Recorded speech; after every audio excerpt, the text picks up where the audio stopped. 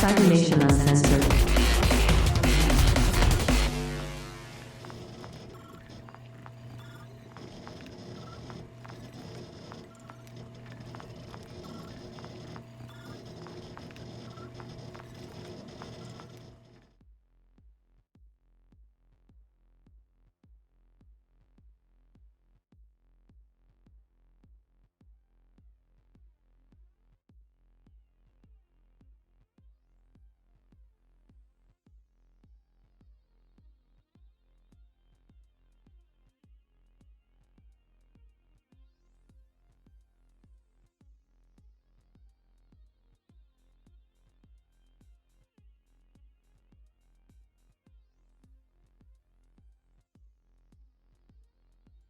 Mute gods have been appeased. Yay! Okay. Hello, hello, ladies and gentlemen. Welcome back to Cyberpunk Goes Nomad stream. We are continuing on from last week's session, and we will be taking a look at getting all of the nuts and bolts together as our crew here starts to get ready for a little bit of mayhem in the Las Vegas Strip. If anybody in chat can give us a heads up, let us know if there's any video or other sound issues. Thank you, Vampire, for giving me some hand signals. Once we are all set, we are good. I'm gonna have our players introduce themselves. Let's start off with Captain Mark up on top. Go for it. Good evening, all. Captain Mark 87 on the Discord. You can find me here both for these evenings and Friday evenings for Fallout as well. And over on twitch.tv/Heroes in Theory on Sunday for D&D. I am playing the rocker boy of the group. He's old as fuck. Yeah. No, I got nothing else. You're good. Go on, Chuggy. Alrighty. Chuggy, go for it. All right, I'm Chuggy on Discord.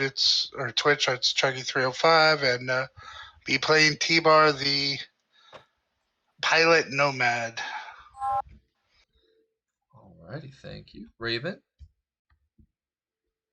Hey everyone, I'll be playing Calamity, your solo/tech today. You can find me all over the internet at Doña Teresa Cuervo. Thank you. Thank you much. Give me 1 second. I just got disconnected from my Twitch. There we go. All right. Johnny, go for it. Hi, I'm Johnny Drop over on the Discord. You can find me here every Friday and Saturday night. I'll be playing Remy, the tech tonight, and if you'd like, you can check out my SoundCloud at Arcson.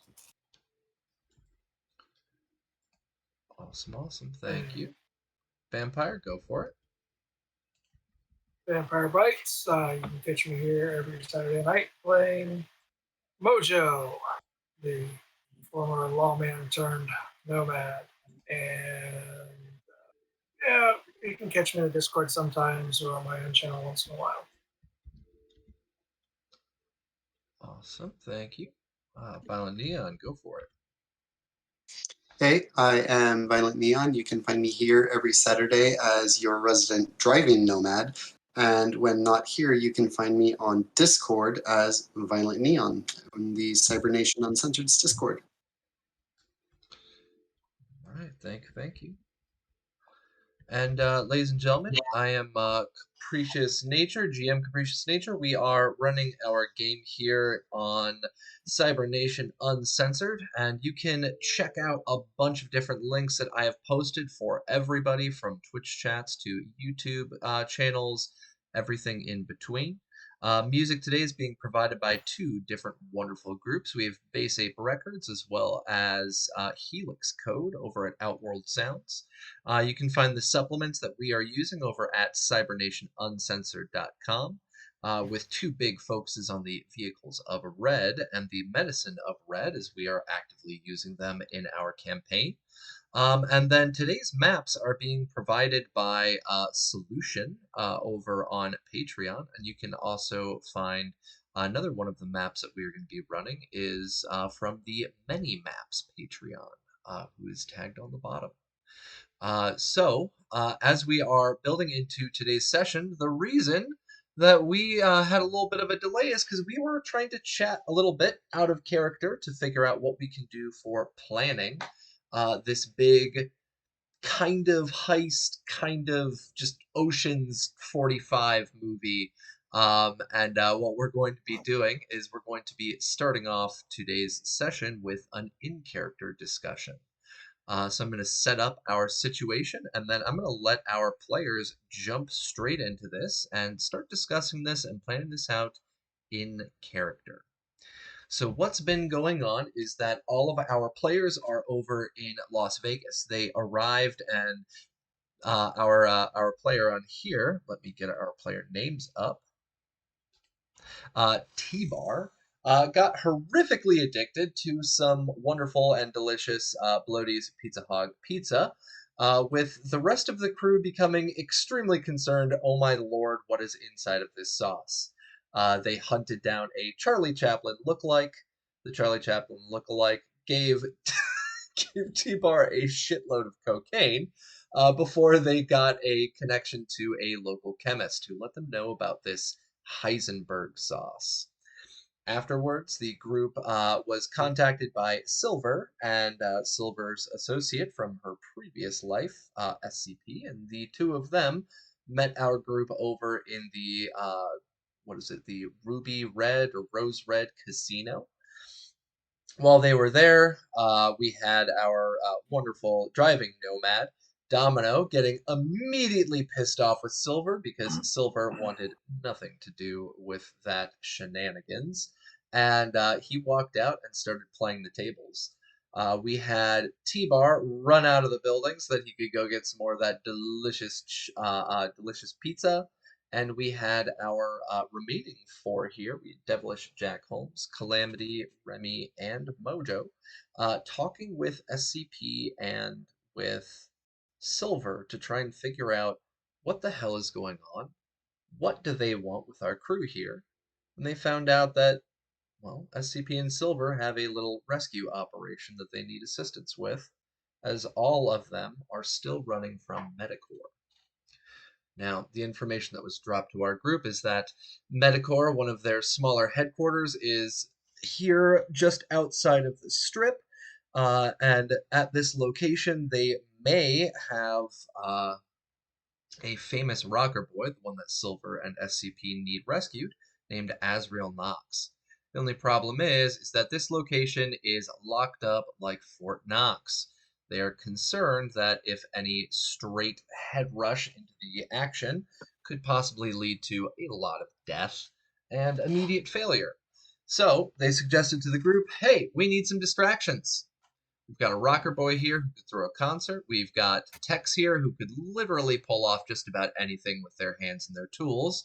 We've got a set of nomads here who can either run driving interference or flying the rescued individual out of the area. And we also have a lawman who could help deal with just about any situation, either themselves or with their backup. And a friendly reminder to our player, Mojo, as well as to our audience, is that Mojo's backup, his two assistant deputies, the two of them right now are kind of running the camp that our group has impromptu set up outside of Phoenix. But I wanted to remind them, as well as our audience, that you can still call your backup. It is a roll ability. And so if you want to call in your backup at any time, you can feel free. I'm not going to stop you. The camp will not go into ruin just because you wanted to use a roll ability. So don't sweat it. Don't hesitate. Outside of that, we are at a in-character chat moment now where we have Silver and SCP. The two of them have left the room with SCP's two assistants to start getting their own plans ready and good to go, getting the venue booked for our rocker boy, as well as getting the chip ready for our Nomad and our tech to possibly steal the car or accidentally win the car inside of the casino. So we've got our 1, 2, 3, 4, 5, 6 players here. Everybody today, you have a chance to chat, plan, and we will reach out to our NPCs once you guys are set. So go ahead, folks. It's all on you now. I'm just going to take notes. So what that bitch want us to do?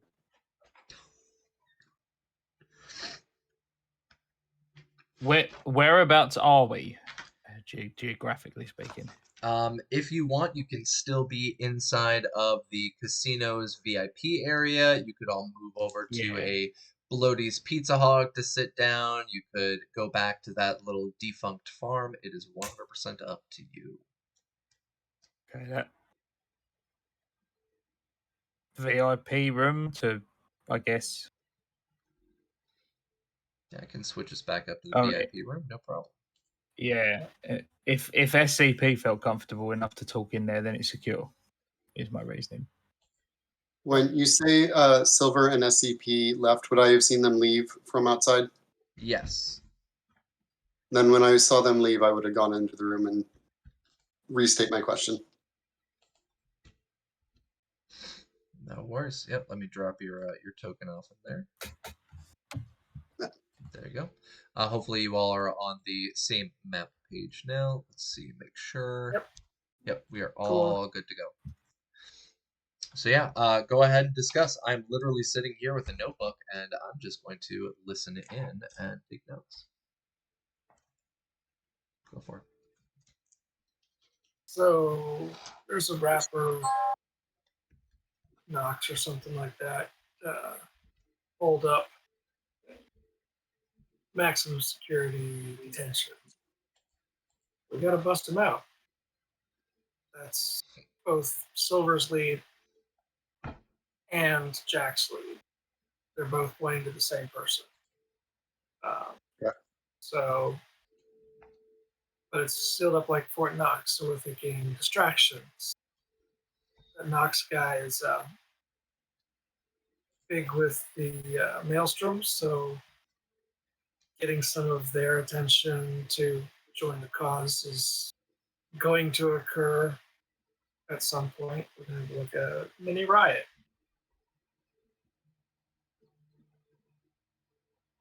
Okay. Jack setting up a concert on a float. We need to preemptively get some of that pizza sludge smell, etc., and kind of whip the crowd into a hysteria for that. And you might get a car out of it too. What? Right. Let me paint you a picture. The Strip. Okay? And I want you to picture the front of this casino now. What? Our corpo friend's going to get his hands on a big fucking float. Great big parade float with good old Jackie Boy on the top of it, playing all the hits. And we roll it down the Strip. We're gathering people's attention, right? Now, a day or so before, you and good old Remington here would have... my understanding there's some sort of air distribution system around, ventilation net covering the entire of the Strip, attached to some pipes. Now, we get our hands on some of that pizza that old T-Bar here is absolutely doolally for, and we get it into the air system so it disperses across the Strip, right? That'll send the crowd even more nuts. At the same point, you and... That's a good point. You and who? You and whoever's up for it walks into this casino with one of those chips that we've rigged so that you win yourself a shiny new car. I'm all for that.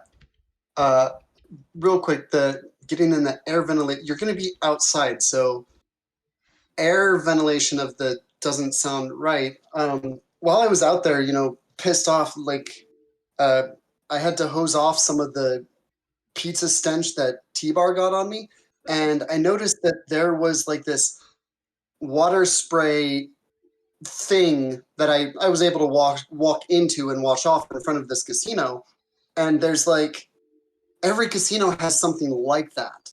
So what if instead of this air thing in a ventilation system of the outdoors, which isn't going to fucking do a thing, we pump it into the pipes and it feeds down the entire Strip? That way we don't just get everybody in front of this casino. We swap the water out for the sauce. That's not the... Yeah. That means getting our hands on a significant portion of that sauce. Well, I mean... there's pizza joints as far as the eye can see down the Strip. I'm sure if we infiltrated one of those, we could get our hands on some. I'm wondering if we could... believe. Hey, Rem, would you... If we broke into one and found one of the sauce vats, do you think you could rig it to pump into the water system? It takes some doing, but I think I could pull that off. Okay. We get back to Calamity wherever could they help. store the thing. Yes. We get back to wherever they store this sauce. And Calamity does what Calamity does best. Well, no, I was figuring that she could help Remy because she's aspiring with her tech stuff just like he is. And that way, if we attack it with two birds, one stone. And as far as Calamity doing what Calamity does best, T-Bar is a great second-rate version of that, and we just give him enough of that pizza sauce, he'll be good for it. Second-rate version of what? Don't listen to him, T-Bar. He's just trying to hurt your feelings. Don't worry about it. Bloody wonderful, dear. I just want to make sure I understand the plan. We're going to the pizza place, right? Yes. All right, I understand. We need to steal some sauce, and we need to figure out how to mess about with one of these chips. Pizza and chips. Got it. Not the edible type of chips. And while we're on the topic of the pizza, T-Bar, we need to have a very difficult conversation. Now, we all feel that we're doing this in your best interest, all right? But you've got to get off of that stuff, mate, for this plan to work, right? I don't mind you sticking to big boy drugs like cocaine and smash, that's fine. But we've got to get you off of the pizza.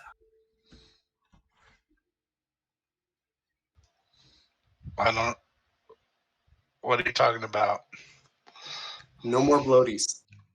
Gotta get you off the pizza. You can have other types of pizzas, but no more bloaties. At least not until this plan comes together. I got it. No problem. Human perception check. Yeah, I was gonna say this is this is actually a chance, T-Bar, to remind you that you went back out and purchased a pizza, and you have pizza in hand.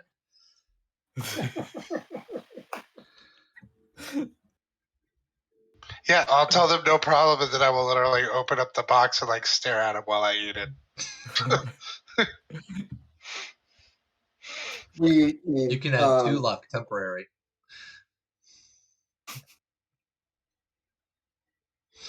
Oh no.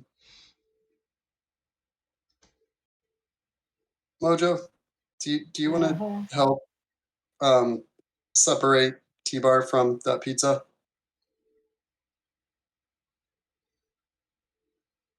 Calamity, do you want to help? For now. Let him get his fill for now. Last one will eat. But really, do you think it will be? Really? Yes. Amigo's harmless. Leave him alone.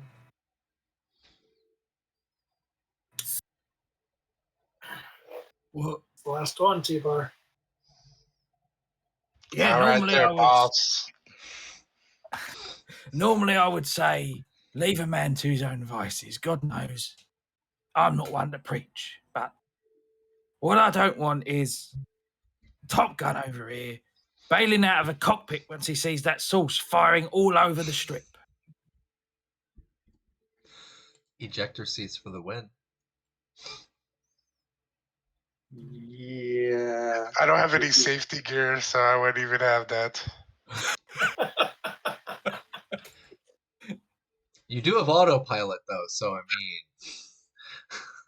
Do we know anybody that could make a rapid detox of this pizza thing? You would actually be able to purchase this.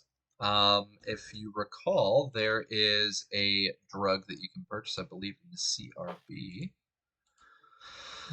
Give me 1 second. There's a pivotal error in your statement there. Mhm. Purchase? Mm-hmm. You can purchase some. That doesn't compute.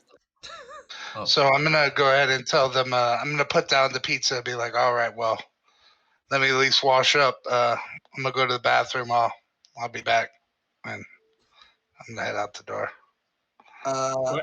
No. As he No. leaves, I will look over to Calamity. Calamity, make sure he behaves. Make sure he doesn't eat any more pizza. Yeah. Why am I a babysitter?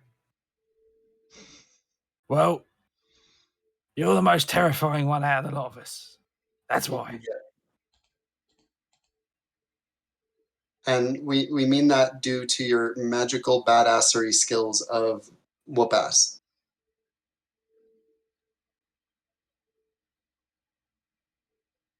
In the trunk he goes if it becomes a problem. Perfect. Wonderful. So I'm looking at the section on here right now, and my brain it was a little confused. Rapid Detox, which is a pharmaceutical created by Medtex, is specifically for dealing with the side effects, but it does not remove addiction. In the CRB, if you are addicted, you are able to go in for therapy to get rid of that. But if I remember correctly, our wonderful Stink Palm, who gave us a +2 in chat, included some drugs in the meds in the time of red that can help us out with that. So let me pull this up. Smash addiction. Thank you, Stink Palm. Oof, saved us there. Alright, evaluate mental state for intoxication and addiction. Oh.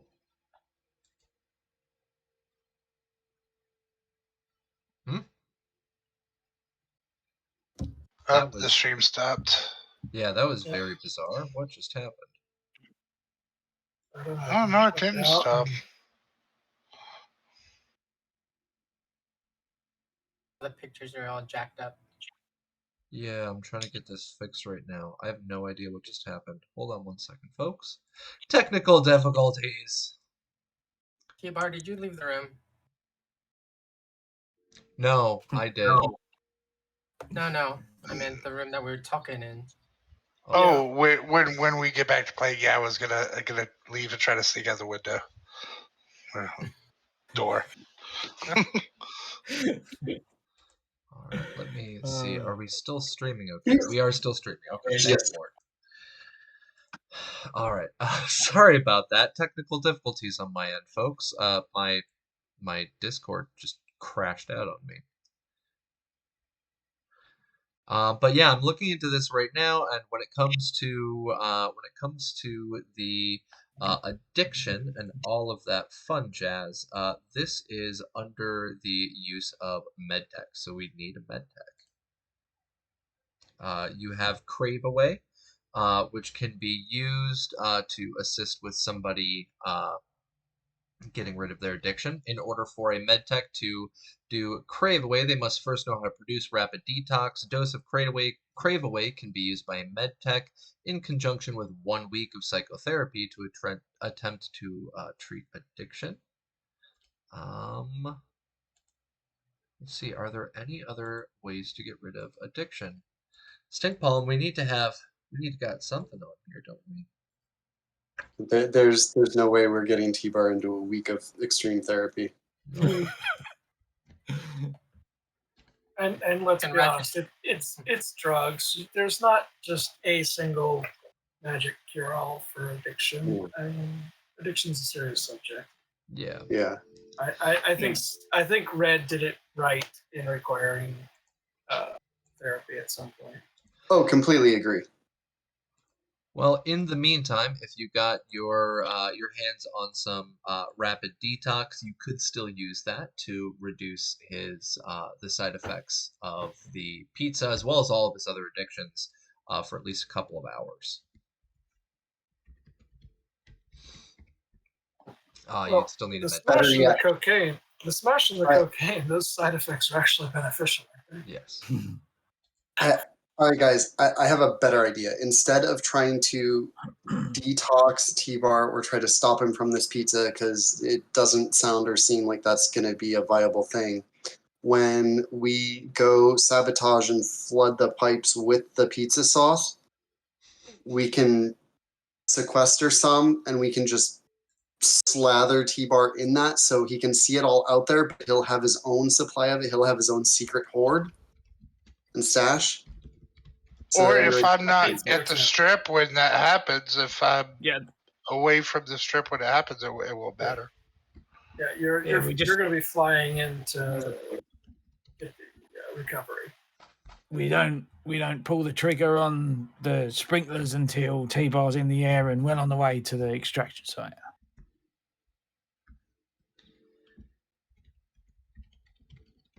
All right.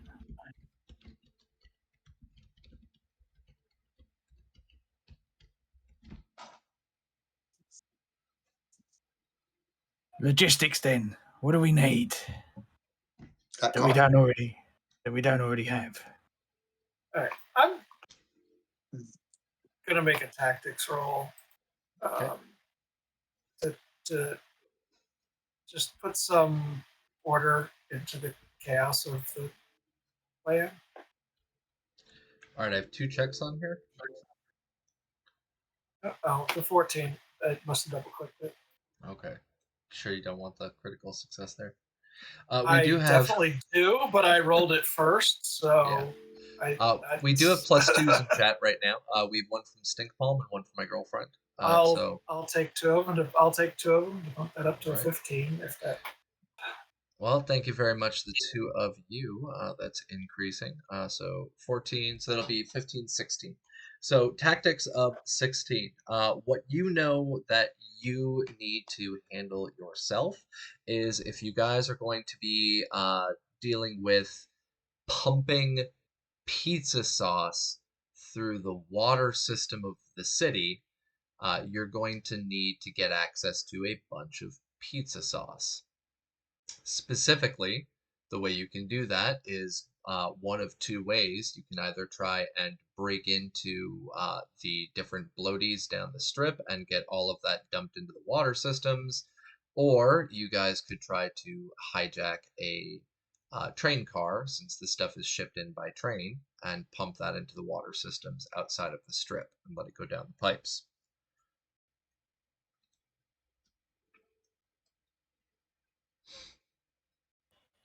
Capricious, this is out of character and a little bit meta, but did you set this up as a train specifically so that we could hijack it? No. Going all the way back to when I ran the one. I have no Okay. idea what you're talking about. This Why do I hasn't feel it's been like what we should do? this hasn't been months in the back of my head at all. Can see your brain ticking away there, Mr. Mojo Man. Do you want to listen? So Spread some of that mojo. the most sauce that we're going to get is from one of the shipments. We'd have to hit multiple individual bloaties to get enough sauce into the system. I think one hit on a train. That sounds Yep. better That's because more again, if we tried to take it from the individual bloaties, we might succeed, but then that would cause more security beyond the strip and more awareness of what's going on and make everything else more difficult. But if we hit a train, that's like a way. Yeah. Yeah, probably better to I keep smell it what low you're cooking, and profile it's not that in awful the pizza. city.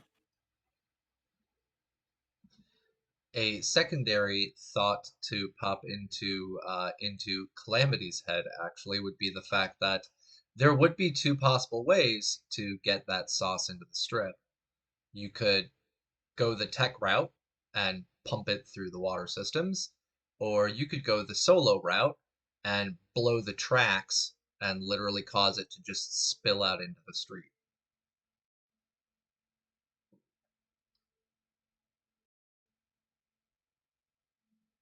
So this That pops would into require Calamity. the train.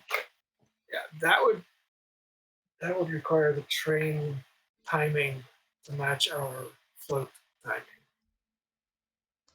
which we can do. We control when the float goes, and we can learn the timetable of the trains. So we could coordinate, be more explosive, and give us a third distraction: the exploding train and the pizza sauce. One. We need the ordnance to blow the tracks. Oh, even more chaos. Yes. Hmm. I like it. Do we have the explosives to do this? Take some of your missiles from your AV, I think I'm out of missiles, but or get Silver to set it to hook us up with some explosives. There you go. Yeah, She's we've a got fix- friends in high fixer. places. C9. Yeah. Get some C9 over here.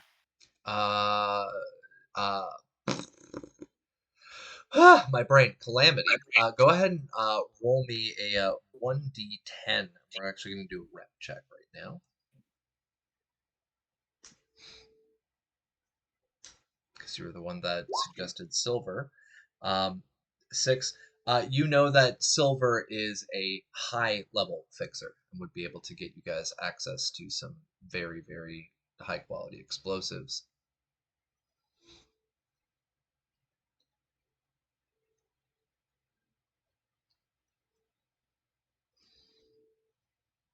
I'm all for blowing up a Alright. train if you know how. How big of a bang do we want?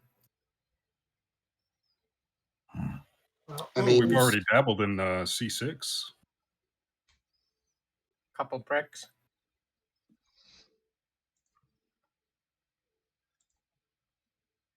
anyone have the skill to rig the charges? Solo demolition. 1, 2, 3, not it. Do we want it? How much of it? Mojo's got a 3 tech and 0 demolitions. Mojo will not be setting these charges. Look, if I can disarm them, I'm sure I can set them too. I mean, it can't be that hard. It's just connected a couple wires, right? What's You gotta the know the right places to place them and the directions and stuff like that. It's crazy. what's the biggest number of the C that we can get? Go ahead and roll me. Roll demolition. No, for me. I'm asking the group that. Oh, okay. Domino is asking, what's the biggest number of the C that you said we've messed with the 6 before? Is there one bigger than the 6? Is that how it works? Is the number gets bigger and then it's a bigger bang? Probably. That's what Mojo That- believes, is that as the number gets bigger, the bank gets bigger. This one's C25. That means that's now what Jack thinks because he doesn't have a clue about explosives either. Wait, so there can be a C25? I'm just looking at How big would that be? Remy. This is your area of Hold on, expertise, my headset. amigo. Yeah, let me think real quick. You crunch the numbers, amigo. If you roll me demolitions. Okay, there we go. 15. You know that the actual use of those when it comes to like C6 and when it comes to the smaller stuff like that, they're usually designed for like smaller bangs. But you do know for a very specific fact that in the past you've dealt with things like mortars. And mortar rounds are designed to not only punch through armor, but also have very large blast radiuses or radii. And you have seen before a heavy mortar go off. It had a 15 meter radius, and meta knowledge does 12d6 damage. Down. Just, Would we be able to rig the track to explode when the train crosses over and have the explosion big enough to get the sauce thing to make it explode and flood the streets with Yeah, one explosion? We don't want to vaporize the train. We need to get the sauce onto the street. That's the aim here. Right, but because the sauce isn't going to be in the engine part of the train. Or do we want to time it so that the train continues going and we just blow up the part of the train that has the sauce in it as it's passing over and then spills it over? Or do we want to like have somebody with a rocket launcher thing sitting there timing, and as the train passes this key area, we hit the side of it with this RPG and it explodes and causes the ruckus and then floods the other side with all the sauce pouring out from the other side of the exit of the boom. T-Bar, go ahead and roll me a vehicle tech check. Because he can answer this question. If it's a vehicle tech check, I probably could. Well, it was from his vehicle. Oh, yeah, no, disregard. Vehicle tech? Yep.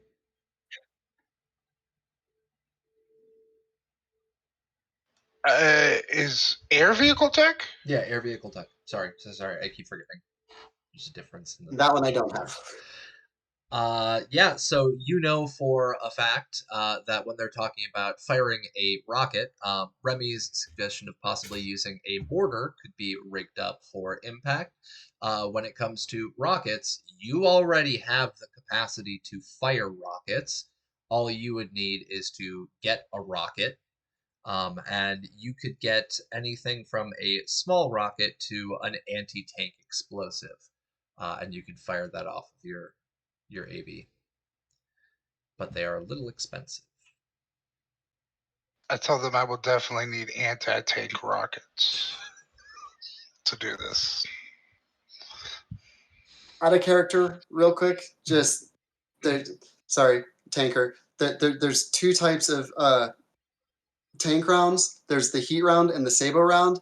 And for what we're talking about specifically, would be wanting to get the sabo round, not the heat round, because the heat round, it's a canister with a pipe, and there's a blasting cap on the end of it, so that when it hits, it blows a hole so that the pipe can funnel in, and then it puts like a liquid gaseous napalm inside. So that's more anti-personnel to liquefy whatever personnel is in whatever vehicle you want to shoot.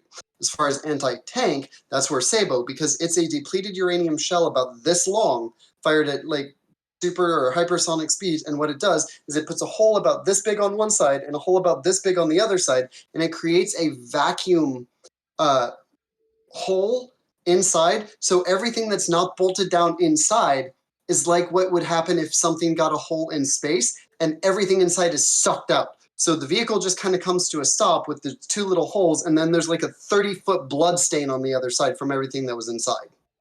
So that's what we want, to put the hole in the sauce thing to make the sauce just spew out the other end of it. Let's say that's what you have access to. This is why I didn't serve in the military, because there are so many ways to die. Either way, I guess when I answer in character, I just say whatever the one is the most expensive and makes the biggest boom. The one that is the most expensive would be the multi-use pod anti-tank rocket launcher. Anti-tank is good. That's not anti-personnel. That's what we'd want. That's a Sabo round. You also have, well, when it comes to the difference between them, I'll let you pick out what you want to tell them. The anti-tank rocket has a much smaller area of effect because it's specifically for a target. There is, though, a large rocket that you could literally attach to your AV that functions similarly to like what you would anticipate a small-scale Tomahawk missile would do. That one's 10,000 eddies apiece.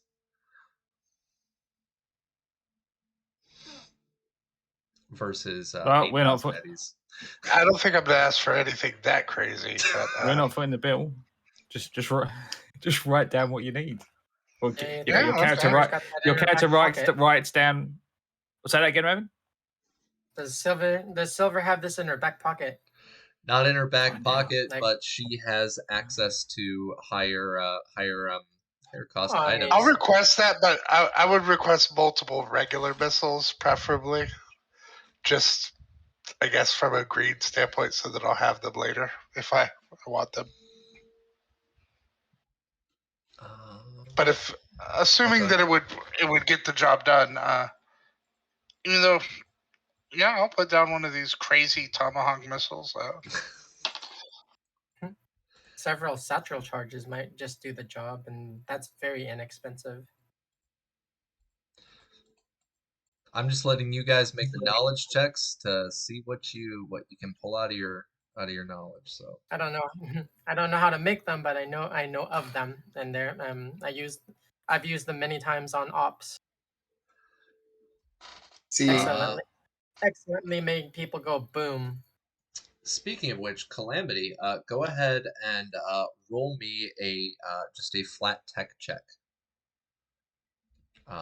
Let's say you can pick either for your tech. You can pick either basic tech or demolitions tech.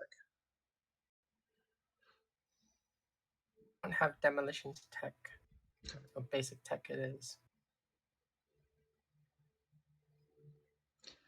Actually, that's perfectly fine. Let's see. You think that you might be able to rig something together? You and Remy might be able to put something together yourselves. It's a possibility.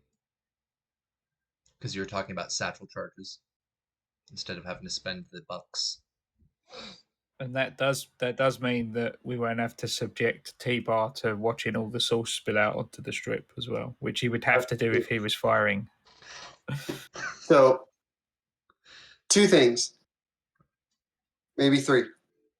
I don't think it would be a good idea to use T-Bar's rocket launcher, because then he would be in that process where he may need to be on the other side of the strip to make the extraction.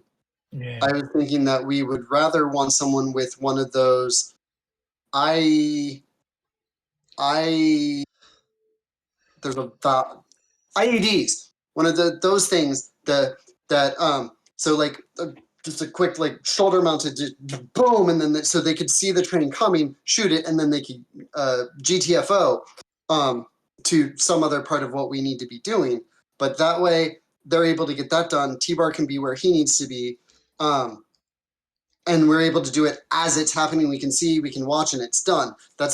And that is why I don't necessarily think we should be doing the satchel charges, because that's, getting them with the timing, and we got to time it right with the train. What if it's late? What if it's too fast? We don't know which car. We then have to know which car the sauce is in the parade of the Ver. So if it blows, because if we have it blow too soon, then the sauce doesn't spill, and we blow up the engine of the train, and then so the sauce is there. And if we blow it too late, then we blow up the caboose of the train, and the sauce gets fast.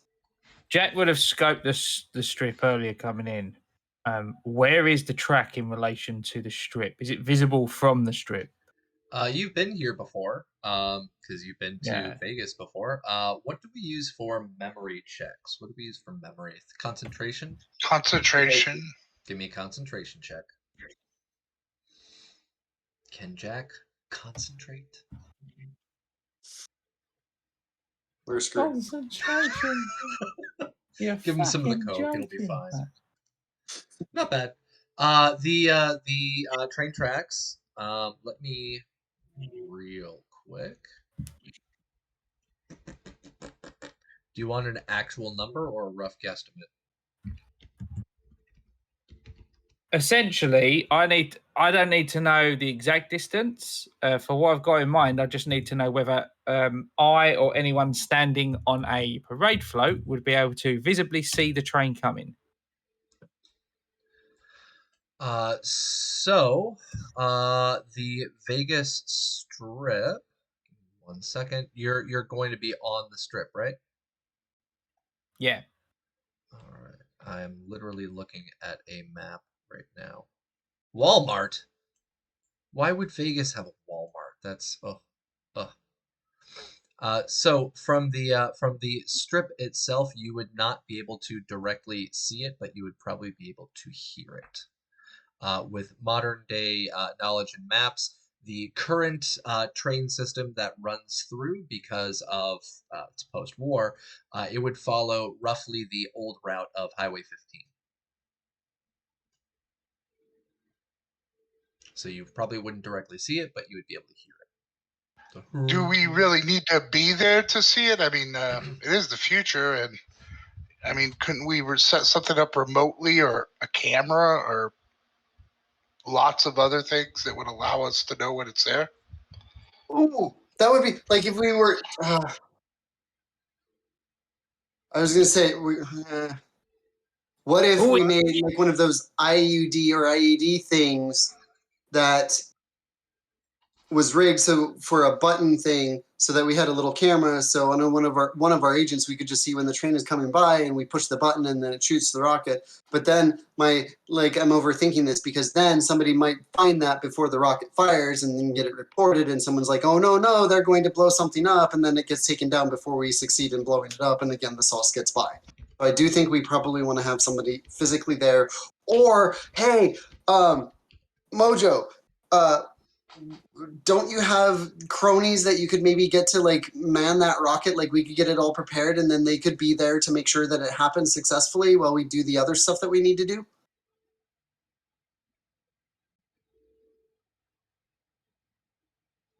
Vampire, you're muted. I think you might be overthinking this. Is the wheelman the expert on explosives? Oh, I'm having an imagination moment. God damn it! The solo talking You want to shit. fuck this chicken? I'll just shut up. We're What? also talking about the work of like 4 or 5 techs, and we have 2. So we've got a Yeah. chip to rig so that you can win your car. We've got explosives to rig.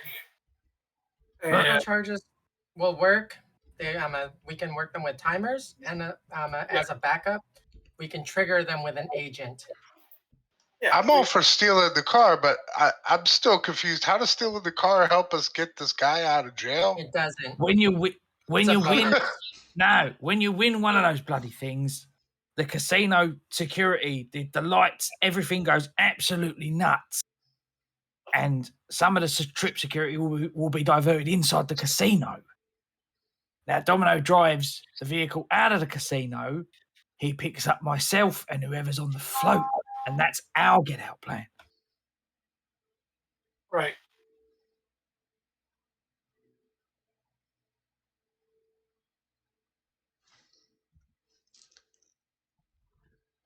I'm ready. All right.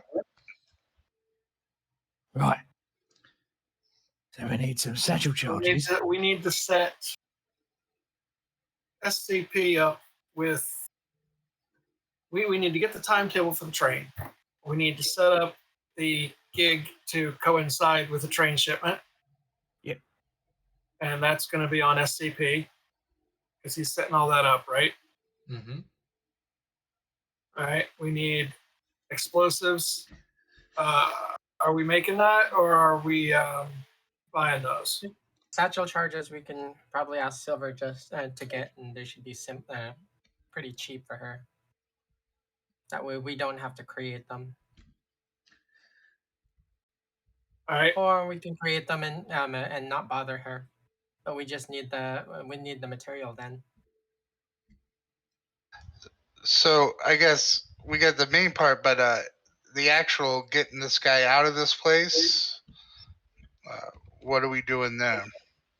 Well, my impression is that all of the distraction that we're causing in the strip will allow yourself and Calamity here to fly in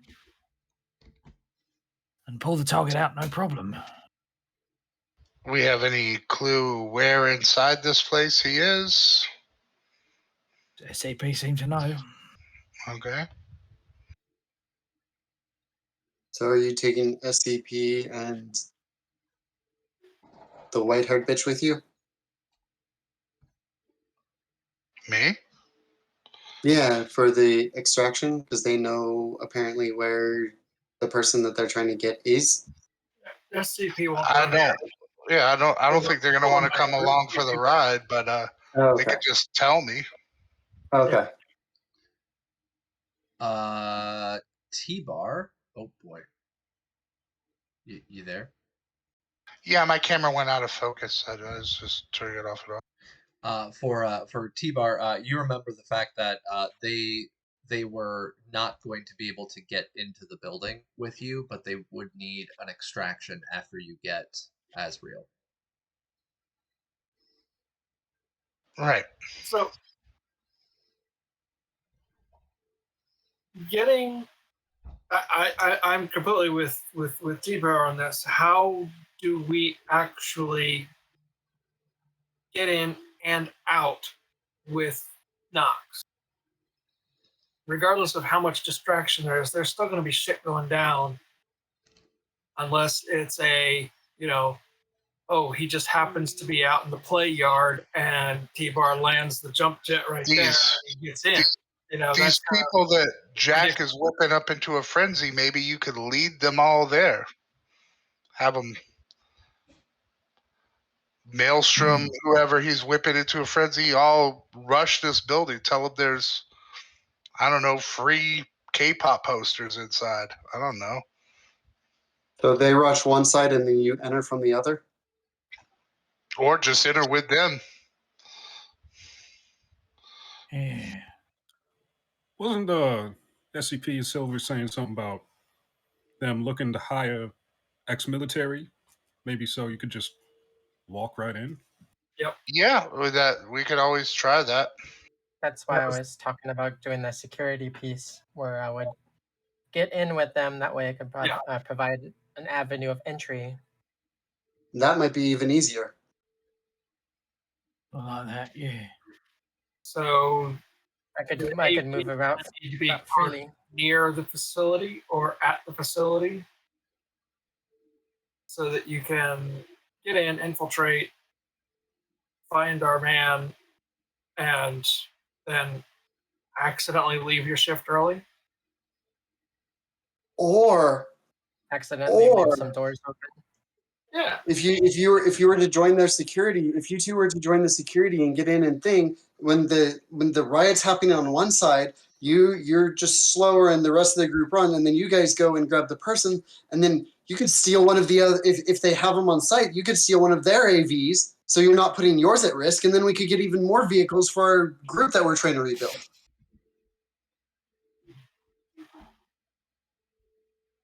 Yeah, I guess.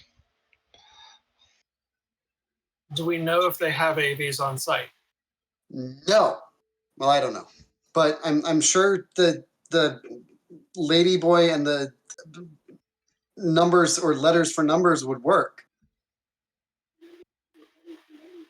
So maybe sounds like we maybe need to get a hold of them before we finalize this. You can. I don't want another knife thrown at me. I don't know their number, but Calamity's been in contact with them. I'm sure she could get a hold of them. They can get a hold of them. Calamity, you do have Silver's number. I do. So are we ready to bring them back in so we can talk to them, or shall I just put them on speaker? Or dial them up with my agent and throw them on speaker? That. Please don't have him come back. Oh, wait! Before you call them, tell them we need some money too, because I'm totally broke now. I forgot to mention that. Yeah, did you spend the last of your cash on coke? Yeah, I don't have any. No, I spent it gambling. Oh, right. It's Vegas. Same difference. Whatever. Just steal some money from the tables. Compensation for this, just the that it was going to be worth our chaos. It is a heist. Why not freaking knock over some of their cash rooms? Yeah. Turn to Calamity at that point. I like your thinking. You're it's Silver. He says you can get absolutely anything.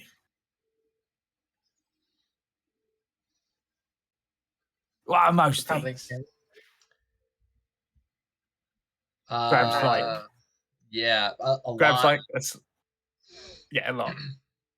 Grabs a slip of paper like that. You know, it's a VIP room, so there's going to be no pads. And just starts writing down like just wish list. I've done this before in real life. Go onto like a Guitar Center website.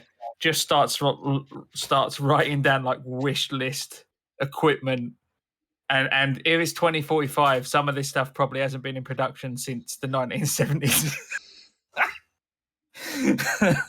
To present to her when she wants it. And you just see his eyes light up for the first time. He generally walks around not really giving a shit about much, and this is the first time probably everyone's seen him genuinely excited about something. Childlike glee on his face as he's writing stuff down. Pedals. Oh, we need more pedals. Fuzz. Yeah. All right. I'm going to need a backing band. Fuck. What do you think? Keytar or no keytar? Keytar. Keytar. All right. Keytar. Keytar. And Flaming he'll carry on like that for the next flaming keytar. Flamethrower keytar. Yeah, there you go. Yes. Gonna go full Rammstein mixed with Kavinsky. Mixed with Mad Max. What's the worst that she can say is no. Exactly. That's the word I live my life by. The worst she can say is no. All right. It continues to above game. Is that all of that ideas, and all we really need is some satchel charges and a train timetable for this to and the pizza sauce, but yeah. Chip.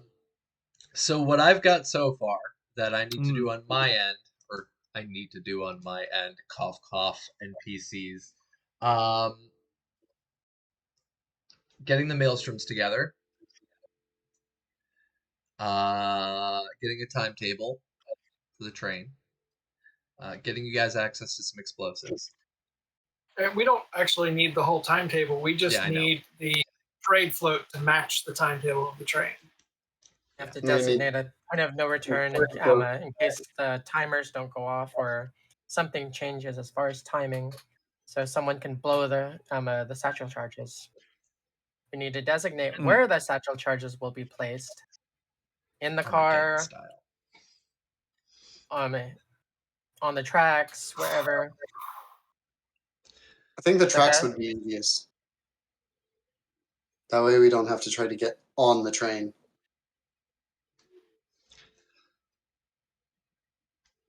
Yeah, I mean, knocking it there off. is a train to do things with. Totally not hijacking, you know. My one true wish. We never got to do it. But yeah, so when it comes to it, the timetable and the float, yeah, no worries. Maelstrom, timetable will be conveniently in conjunction. The microchip, poker chip. We need a winning coin fabricated. Yep, and the explosives. Yeah. So on my end, that's all you'd really need to get in contact with and let them know. And then you have your quote unquote laundry list that would be provided with the float. Yes, I will just. I mean, chances are, like, he's going to play his own guitar, but Jack's not going to get the. It's a smash and grab, so he's not taking any of it with him. He's under no illusion that. So I will just ad lib as to what's on the float on the night, and I'll make it perfectly ridiculous. So that sounds. We have net. If that's all right, yeah, cool. Do we have Netrunner support? You do from SCP's tech. So have her running Overwatch for us that are doing the from me and Chuggy if we're doing the security piece, so they can watch our back and warn us if anything, if any kinks come up.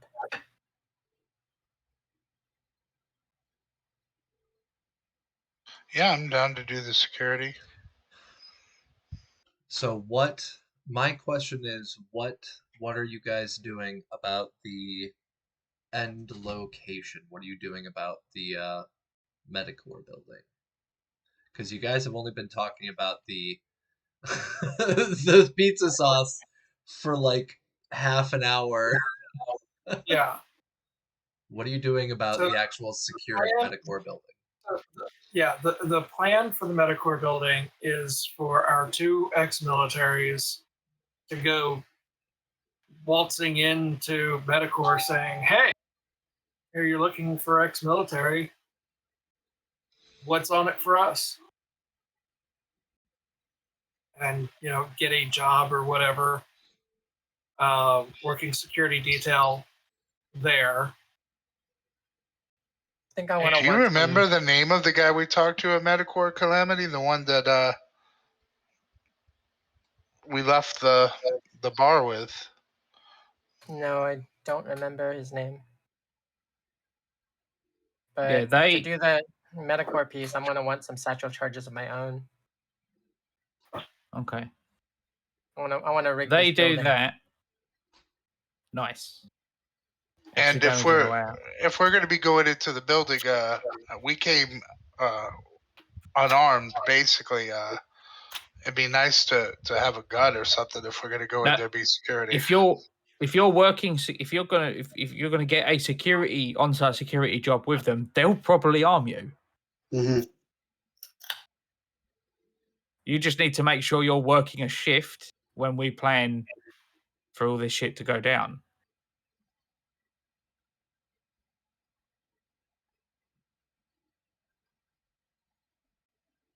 Make So- rounds, plant satchel charges.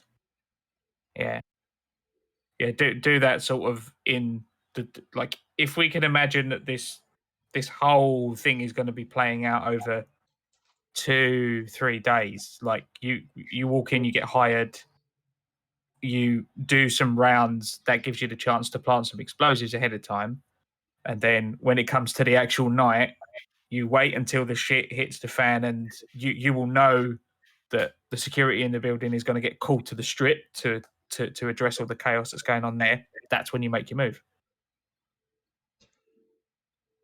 Yeah. I would not say 2 to 3 days because you're talking about an onboarding procedure at a security company dealing with getting a Uh-huh. float together with an entire rock set and getting Longer a than that, shipment then. of people to exit or to enter the city. So No, 4 days.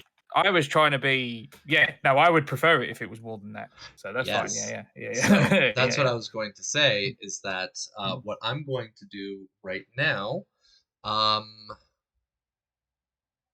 I would like each of you to just roll 1d2. Everybody. 1, 2, 3, 4, 5, 6. Oh, hang on, mine's not behaving itself. No worries. What's the command for that? Backslash Slash roll R. 1d2. 1d2.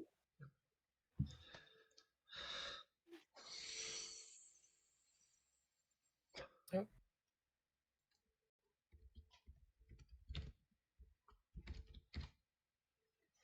There you go. Oh.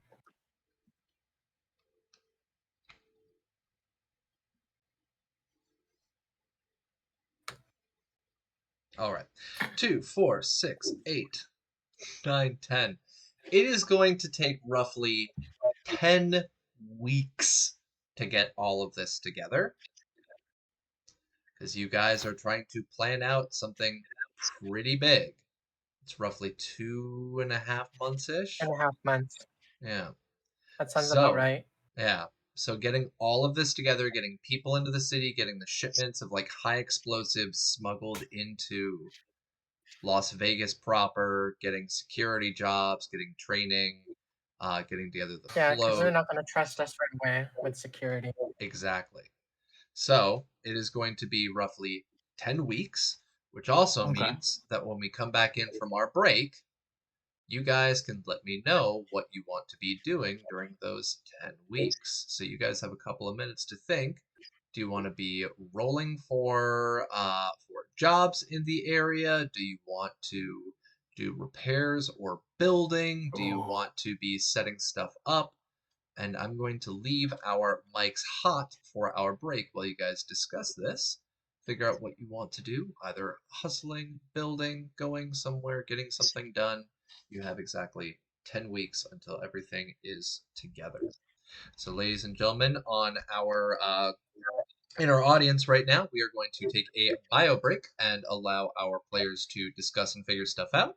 You can take a chance to chat, possibly pop in some suggestions in chat, or if somebody has graciously saved up their points, you could possibly drop in a positive plot twist, or if you're feeling saucy, a negative plot twist. So, we'll be back in a few minutes. See y'all in a moment.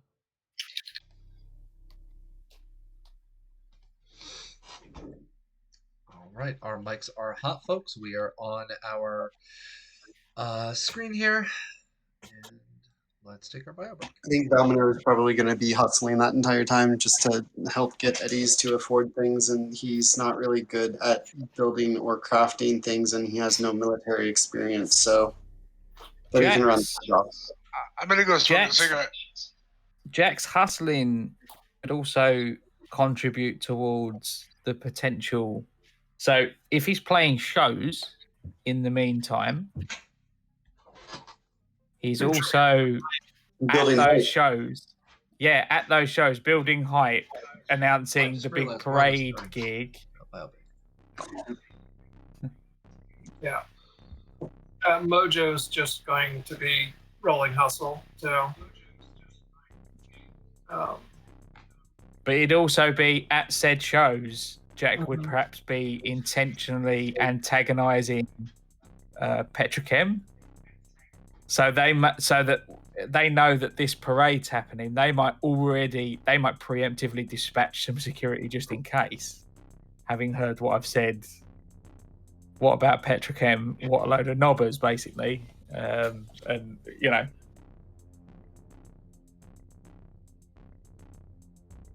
start preempt that crowd, so it's already before the event even happens. That could work in our favor as well. All right, I shall be right back.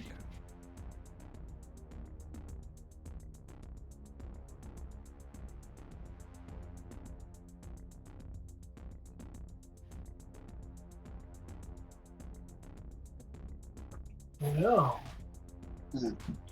Domino would also be taking some of that time to plot out the best route for winning the car and making a getaway with it in case the chip doesn't work and we don't win it. Planning the best course for losing pursuit and causing other types of disruptions. It's a fast car. Yeah. Fast a hunk of metal you had strapped between your legs. Do it. It's the fastest hunk of metal you've had strapped between your legs.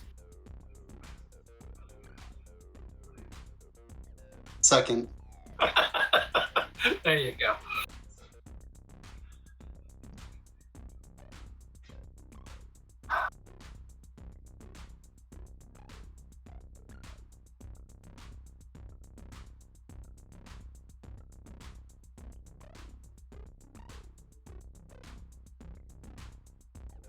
Oh, I know something Mojo needs. Mojo needs a gas mask or nasal filters. Hey, look, I'm sorry that the spicy kibble had that effect on the car ride the other day.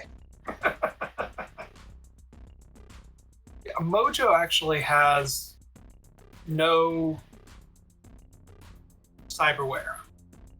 It's got the trio of light tattoos and a biomonitor. That's it. Oof.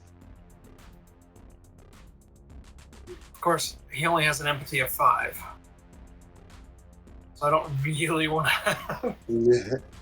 I've been avoiding cyberware. It's part of his character too. He just doesn't. But getting something. He's a Luddite.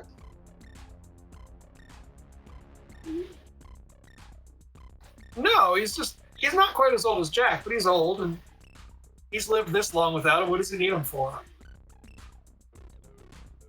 True. But, all the dust and that being temporarily woozy from that one vat type thing, I think he does need either a gas mask or some nasal filter. Nasal filters. I don't know. I think he's probably just going to get the gas mask.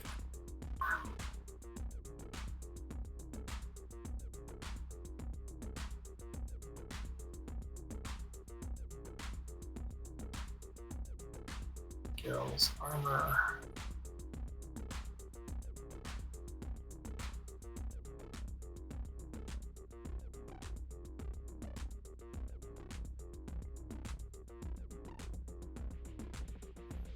Anti-smog breathing.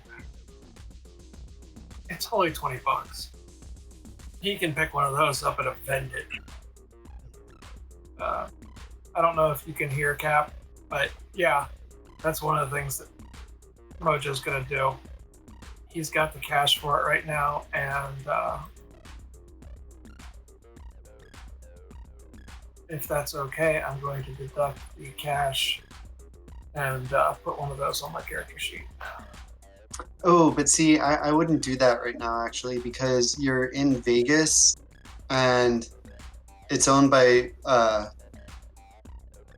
Pentacorp, the evil corp, and so whatever gas mask you buy, they may subliminally have put the like pizza flavor smell in it. Really? Look, I mean, look at the rest of this town. Everybody's about that pizza. So of course they may put a little something in there. I mean, would you put it past the corp not doing something like that? Or better yet, if you do pick it up, then at least have Remy or Calamity look at it to I'll make have sure it that they... inspected. Yes. I'll have it inspected. There you go. I'm just trying to look out for you, man. Just like you do for the rest of us.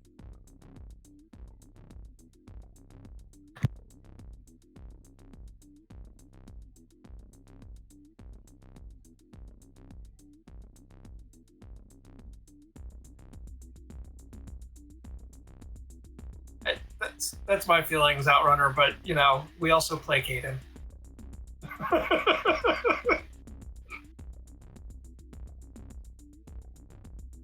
And more importantly, I think this is a plan where we don't have to split up into how many different sessions or half sessions or whatever the fuck. It'll be fine. Yeah. We still have 2 groups.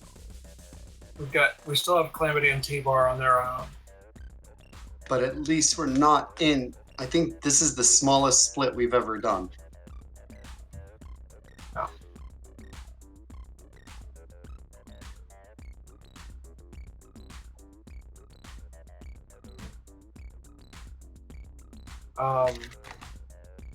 Sorry about the wheelman crack.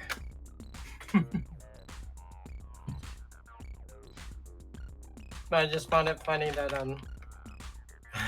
that you were speaking on a piece about ordnance and No, I was just like, again, it was like, but what if it was basically somebody with no experience with anything, thinking of all these random hypotheticals that more than likely have no clarity in it, but just wanting to make sure. Just like with the gas mask, how do you know that those haven't been sabotaged with... Look, like, his whole world got blown up when everything when the nukes went off and like half his family died and he's missing everything and he's just trying to find some semblance, but he doesn't trust anything outside of like the 6 of you. You were kind of sounding like the security guard friend or the Hispanic friend from Ant-Man when you were talking. Well, what happened was, and then this happened, and this happened. This one time in bank camp. But it didn't really happen in man camp because we didn't play instruments, but we were there anyways because we thought we could get high on the instruments that they were putting out. And, you know, because the cleaners that they used to clean the drums, I mean, that's some stuff. But anyways, we were able to get some of that and we sold that to some of our buddies down the street and they were able to give us some of the money that we took to get change for tacos. Because you can always go well with tacos. Exactly. So yeah, that's how I met your girlfriend the other night. Don't worry, nothing happened. Yo, that's messed up, fool.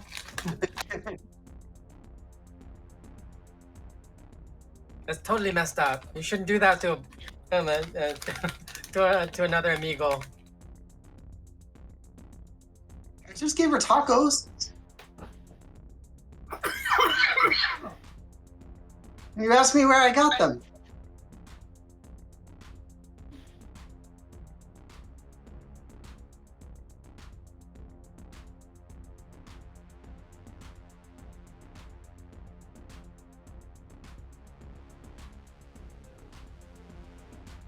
So what I was gonna say earlier before we got on cam was I agree with you as far as playtime. I block off Fridays and Saturdays specifically for play. I don't do anything else. I started a new job and I told them I'm not available for those days specifically for this reason. But the idea that Cap brought up, I think that would work better on an intro for a campaign, which is kind of what I'm thinking about when I do when I start my high riders, because everyone starts off the team all together. I kind of want to do it where it's kind of mid play, where you bring in each individual or each couple individual players or so, and you kind of get into their world. So do a one-off solo playthrough of the person to give a little background of them. Yeah, one or two, kind of like how they meet, how they meet the other team members. So there's games like Scion and some of the World of Darkness games, where you basically run a prelude for the character to say how they got to where they are. And I think that's a great idea to do with other games as well. Like when I streamed a 5th edition campaign last year, and before we even started streaming, I did individual session ones where the characters actually went from level 1 to level 2, so that, you know, a little less squishy by the time we started. Where they, by the end of that it was literally a one-on-one session, me and them, that all got them into the same place. They all ended up in the same bar for different reasons on the same night where the instigating incident happened. But then the first game where they were all in it was the first session I actually streamed. So you've got a bit of mystery there.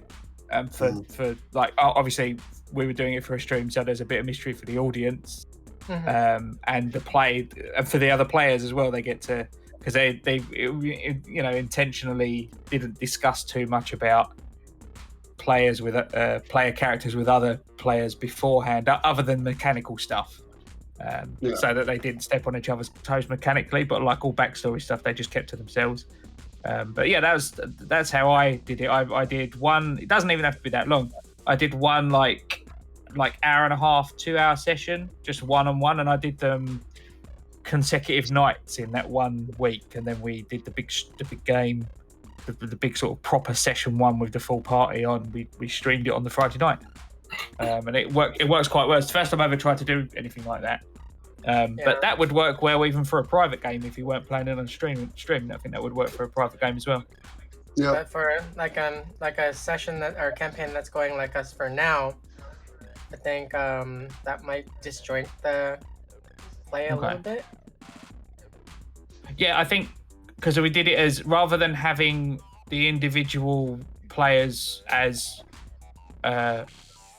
having their sessions to replace the regular group sessions, I had them on top of the regular group session. Like I did it again about halfway through the campaign when they all kind of split up a little bit, and I did individual ones, and again I had them off stream, but I did a hour and a half long session with each person, and then we carried on as normal the following Saturday.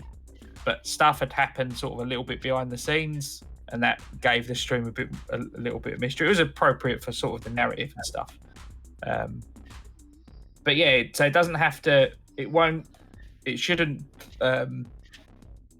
mess with the flow of the campaign if you've got it. And this is all dependent on how much time you've got in your hands, obviously. Right. I had a broken leg, so I had lots of time on my hands. And that's why I was like, I've got a great idea. Are you all free? You know. But yeah. But you could think of it as drop in, drop out kind of play. Yeah. All right, ladies and gentlemen, we are back with our group here, and we've got a phone call that needs to be made, and that phone call, if you give me 1 second, let me set up my speakers correctly on here. 1 moment. Oh, I hate the audio systems on here. Discord always gives me trouble. 1 moment, folks. Let me put it on here. User settings, audio. There we go. Output. There. Can somebody say something real quick? 1, 3. 2. There we go. All right. So, for our phone call, we have Calamity needing to make a call over to Silver, and a lot of you have had a couple of minutes to think about what you wanted to get together and what you wanted to request, and we have Silver here to make a phone call to. Hey So, guys. Hey. Calamity, go ahead and make your call to Silver. Hey, Silver. We've been kicking around some ideas. Yeah. We've been kicking around some ideas for the mission or for this op, and we want. I'm gonna put you on speaker for everyone so we can. I'll jump in and Sure. have this discussion.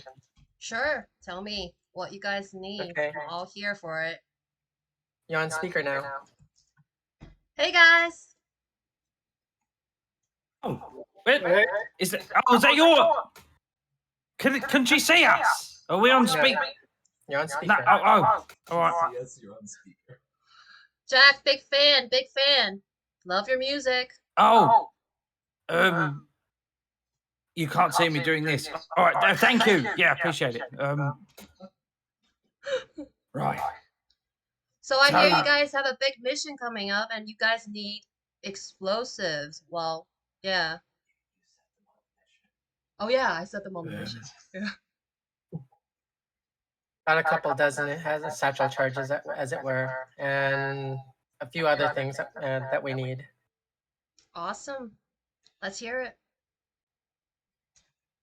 Yep. So Show us, Jack. Go ahead and let Silver know what items you need access to, and she is actually here to make her real rolls based on her active character sheet.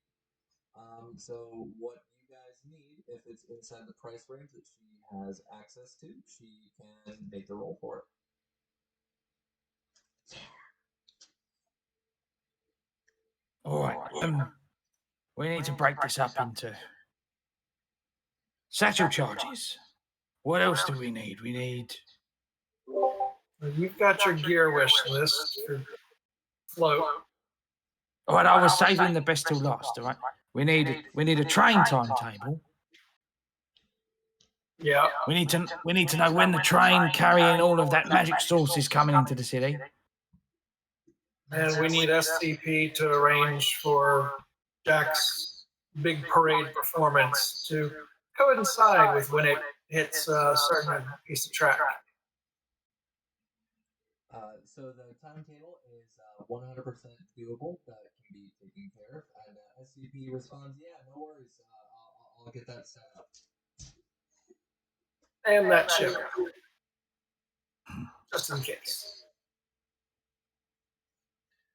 So what did you guys need from Silver? What did you guys need Bombs. from Silver? Bombs. Check. Timetable. Check. We need a really great parade float, preferably with a gigantic balloon of my face. I need a backing band.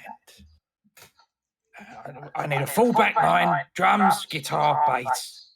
A keytar that has been specifically requested by Remington over here. A keytar is very important. Not one of these instruments is to have been manufactured after 1987. I'm Very gonna important. Jack to remind her that the keytar needs to have a flamethrower. I'm like gonna whisper it in his ear while he's talking. the Ketar needs to shoot fire. And if we can get a bunch of fireworks on the back of the float, that will be spectacular. Do Yes. I need anything else? Remember that old movie, Mad George or something? Max. The guy with the think like that. Yeah. Okay, so you basically Lots want of- a Kiss concert kind of style. Yes. I think. So Bigger. The first thing that I'm gonna have you guys check on. You said you wanted explosives. What kind of explosives do you need? 2 dozen satchel charges. Satchel charges. So C6. Specifically satchel charges. They're in the neon red catalog. I do not have that one on my phone. All right, give me 1 second. Let me pull that up. Yeah, no problem. I totally don't have that uploaded on my phone. So let's pull that one A up. block of plastic explosives in a nano adhesive satchel that can be carried to any surface, or that can be attached to any surface. Can be detonated using a built-in timer or remote by a link to agent. All right. Go ahead and roll your fixer check. Let's see if you can get it. It's premium. Yep. I got a 9. Yes, she's 90. able to get you access to satchel charges. How many do you need? 2 dozen. 2 dozen. Go ahead and roll the d10 again. I got 100. Got a 10. A 10. Yeah. Oh, that's a 1. Oh. She can get you access to 6. It's a 6. What else do you guys need?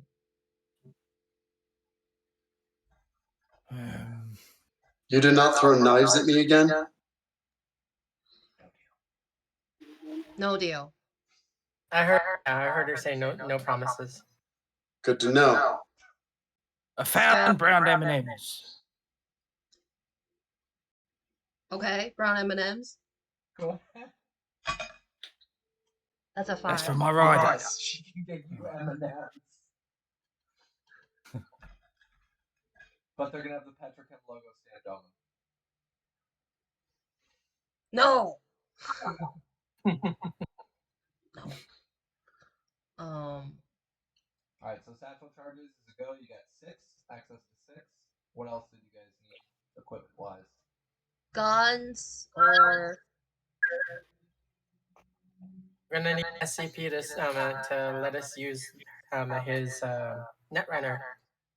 SCP is able to handle the Netrunner as well as the parade float and the equipment thereof. I can't hear Cap at all in the background. SCP is able to handle the parade float, the Netrunner, that jazz. Okay. So anything that was being requested for the parade float is being handled by SCP because, unbeknownst to you guys, that's actually part of his department that he runs through Petrochem is through acquiring goods. So Excellent. I guess we need some kind of job interview set up. Me and Calamity.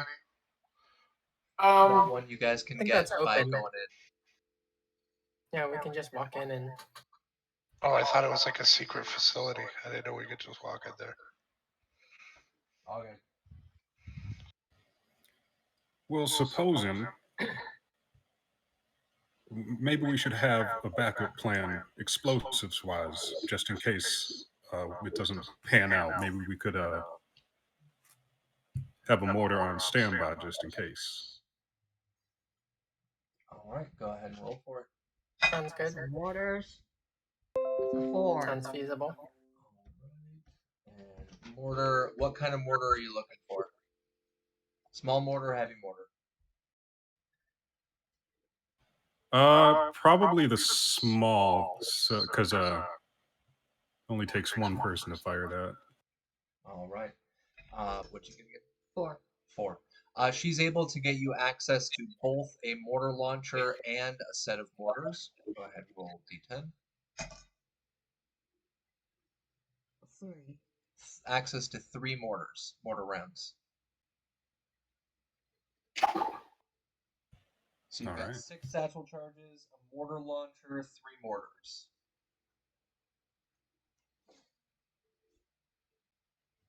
Anything else?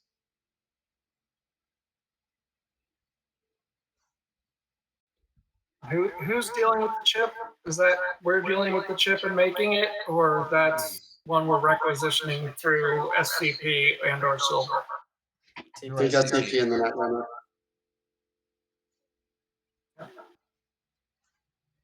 Sadly, I have not heard from my friend Victor in about a month. Otherwise, I would actually have him online making some rolls for me.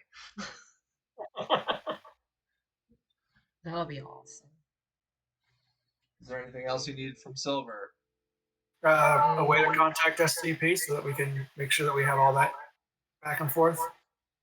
Would you be willing to give them SCP's number? Yeah, of course. All right, so there you guys go. You've got access to SCP now. And something a bit more personal, if you don't mind. Jack Same will here. pull out his revolver and flip it round so that the butt's facing Silver and hand it to her. That was given to me by a very dear friend, and it used to be in better condition than it is. Got someone that can get it back to the way it was, maybe? Yeah, sure. I'll see what I can do. You've got 2 texts.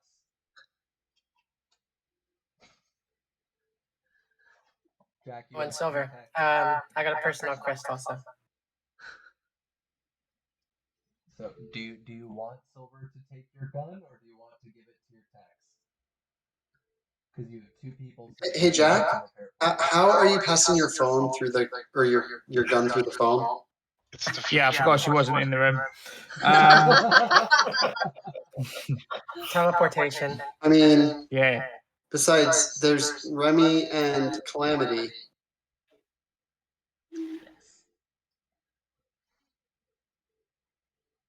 Come on, Jack. You're not that far Is all good along. enough for you? You're not that far along with that thing that you told me about that you didn't want everybody else to know, right? We don't have to worry yet, do we? No, we don't. Okay. Hey Silver, can you recommend a good Ripper doc? I got some work that I want to do before this goes down. Oh, Don't worry about it, Mojo. Go ahead and roll 1d10. Let's see if we get that reach. don't we have that character? Yes. That's a 10. So that's a 1. She is able to get you access to a Ripper doc. Doc. Oh yeah, her name's just Doc. Awesome. She's That's a all I have. welfare. Yeah, I wish you guys all the best of luck. You can always contact me if there's anything else you might need. Doc. Yes, Doc. That's her. So the medtech that she knows about actually would be there with the Maelstrom. Yeah, she's part of Maelstrom. So, Yeah. good cyberware work. Is there anything else you need from Silver? I'm good. All right. Look around the room. Yeah, I'll sit over here. I think we're set. Okay. Well, thank you. No problem. In the spirit of Charlie's Angels. Thanks, Silver. No problem, Calamity. All right. So yeah, she gets off the phone with you guys, and she starts making the plans for getting together that stuff. She also gets in contact as Jack was talking about the that setup for the float. She's able to get in contact with a CP for you guys and get that stuff together, unless you want to make a phone call directly to him. No, but we have his number, so just in case. Okay. So if she's gonna take care of all that setup, that's fine. All right. In the interim, what you guys are going to get access to, I'm going to write this down in our Discord so I don't lose track of the items. What you guys have access to is you have one mortar launcher. Second item that you got access to was 3 small mortars. The third thing that you guys got access to was 6 satchel charges from the neon red catalog. And then number 4, you have access to a Ripper Doc named Doc. How original. Yes. His last name Brown. No, just Doc. Oh, It's Dr. Doc. Doctor, please. And you also have access to her partner. Let me pull that up. Her partner is named Roach, and she is a tech.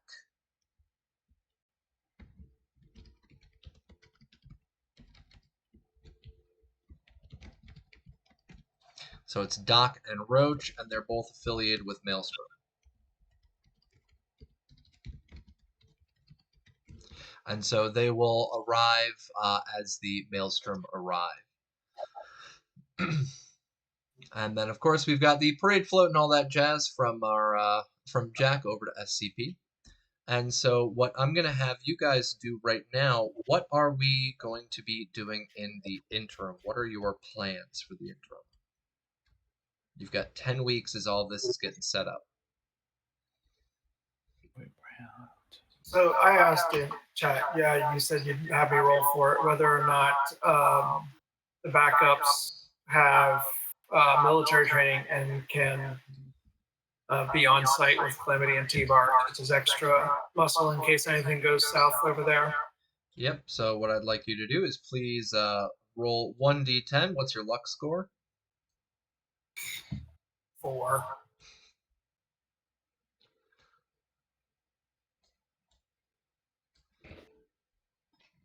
All right, so one of them is not. Go ahead and roll for the next.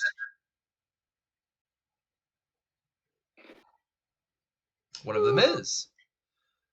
So you can choose which one has a military background, and they can go in with Calamity and T-Bar for their interview. Maxwell Crushing Parker. Okay. And I will actually drop that into our campaign notes section. So campaign notes, extra detail, Maxwell, backup, is ex-military. All right. The other question I had is how dual role characters roll for side hustle. So On their for current side or their hustle, highest? yeah, so for side hustle, what happens is, and this is one of the things that I wasn't the biggest fan of in the core rulebook, so I'm going to actually let you guys know now. In the core rulebook, according to their expectations, is the last role that you have put ranks into is going to be the one you roll for your side hustle. So for Calamity, if she is like solo, I think you're what, solo 5 or solo 6? And then also, oh, go ahead. No, I think I'm only solo 4. Solo 4? Okay, what level are you Yeah. for tech? Same. Same, okay. So whichever one that Calamity put points into latest would be the one that she would roll under. So since she was leveling up her tech, she'll roll tech. So for Mojo, if you shifted over to do your Nomad, you'll be rolling under Nomad.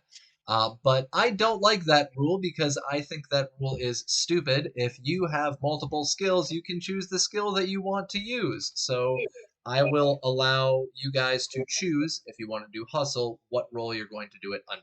because I think that limitation is kind of redonkulous, in my personal opinion.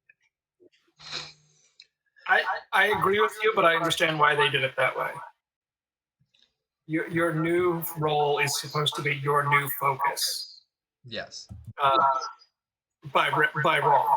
I mean, the way it gets played out is no, you have multi-focus. I mean, that's the way we just play it. So I like your role, and I agree with you. But I understand why they did it that way originally. Yeah. That's good, because I'll be rolling on Lawman. Okay. All right, so what I'm going to have us do right now is everybody please roll initiative, and then from there we will go through and see who's doing what for their 2 months.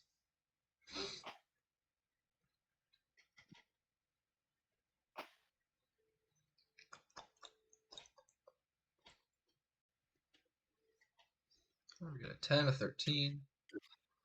And Calamity, you can feel free to throw your solo points into your initiative with this. Go for it. That's your roll ability.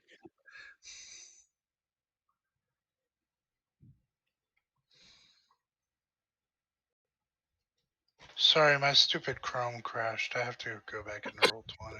No worries. This is why I use Firefox. Yeah. I always had trouble with Chrome. Drives me nuts. I am a pretty big fan of the new Edge that's built on Chromium, but it does better than Chrome does on Chromium. Cool. And just not all websites cater to it. Like, that's why I have Roll20 open still in Chrome, because it's like, I don't know how to work in an Edge yet. Jack, go ahead and roll for your initiative. Oh, I did already. I'm doing it again.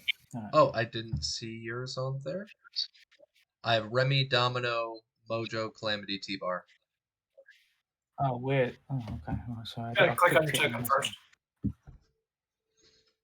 Yeah, no, I'll do that. Never mind. Right, hang on. That's okay. Technology. Goddamn. Yeah. Behaving itself. All right.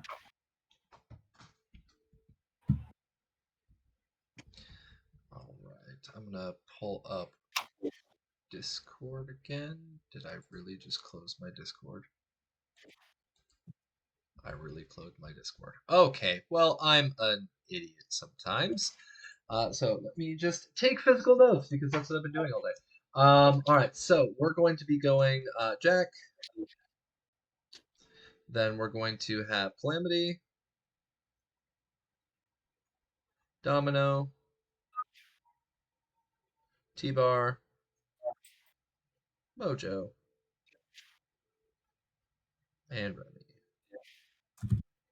So, Jack, what are you doing for your 10 weeks? So I can sort of kill two birds with one stone here. If I'll do the side jobs and just play some shows in clubs like up and down the strip. Mm-hmm. At those shows, I will be broadcasting, we'll say, like an anti-petrochem message to a certain degree, and we'll drop in the occasional Azrael Knox cover, like at the end of the set. Do like a bluesy or rock and roll version of one of Knox's songs. All right. And like at the end of the set, he would rip his shirt off, rip shirt open, and the vest, like a t-shirt underneath, and it would just have like in large print, "Where is Azrael Knox?" as he walks off the screen. It's a deliberate attempt to antagonize Petrochem. So by the time the parade rolls around, they might already have some goons there in preparation for something. All right. So Rocker Boy, go ahead and give me roll 10. Well, how many weeks are you going to be performing? All 10? Whole time, yeah. All right. Roll me 10d6. No.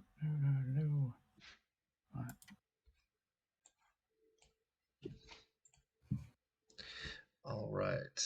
So let me zoom in on here. Let's see, what are you achieving during this time? What's your roll ability? Charismatic impact is on a 5 at the moment. All right. So, no gigs or jobs, but you made 100. So let me write this down so that there's nothing too confusing. So we have 100. Second one, you have an opening act for a big name group, so you're getting in some publicity for that. That's going to be 500. And that's going to be a +1 for your rep. We've got a 4, get some royalties for the most recent data pool download. We can say that that's your Asriel Knox cover. You got 500 eddies for that.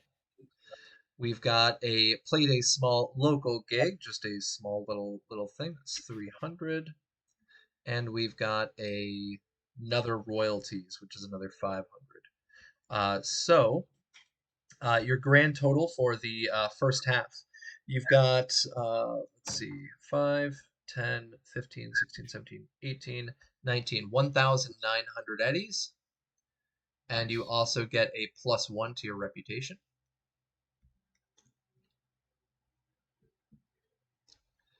And the second week that you are performing, you do a personal appearance. And so for this, this could be trying to perform in front of petrochem execs themselves, trying to get their attention. And you've got 300 eddies for that. You've got 3 weeks in a row. Looks like it did not go very well, where you didn't get any gigs, but you're able to scrape by with $100 each. And then your last one, you played a big gig. So there was 3 weeks of nothing, and then you got a big gig in for you. And that's going to be another +1 to your rep and 500 eddies. So your second half of this, 5, 6, 7, 8, 9, 10, 11, 1,100 eddies and another +1 to your rep. All right. And worthy to note that at all of those, I would have been advertising the parade show to everyone. Come down on date. And for Are that, they actually, putting us? oh, go ahead. Sorry, I didn't mean to. Are they putting us up somewhere? Or are we going to be paying the lifestyle for the 2 months also? That's what I was going to ask at the very end once we got through everybody. Are you going to be trying to camp out through that little farmstead outside of the city limits and just cabbing in every day? Or are you guys going to pay for your lifestyle there inside the city? Or are you going to go all the way back to your camp, which is several hours away? So I'll ask you guys that at the very end, and you can figure out what you want to do from there. Okay. Also, we're all still frozen. Everybody's frozen except me, apparently. Everybody's still frozen except me in Twitch. That is bizarre. Okay, give me 1 second. Yeah. I think my OBS is messing around. There we go. Okay, all good. Cool. My bad. All right, so Rocker Boy, go ahead and give me Charismatic Impact.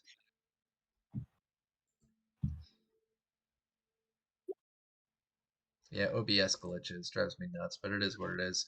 Holy shit, a 13. Okay, hold on 1 second. So page 382. Let me drop all the way back up. Yeah, it's an 8. Yeah, almost perfect.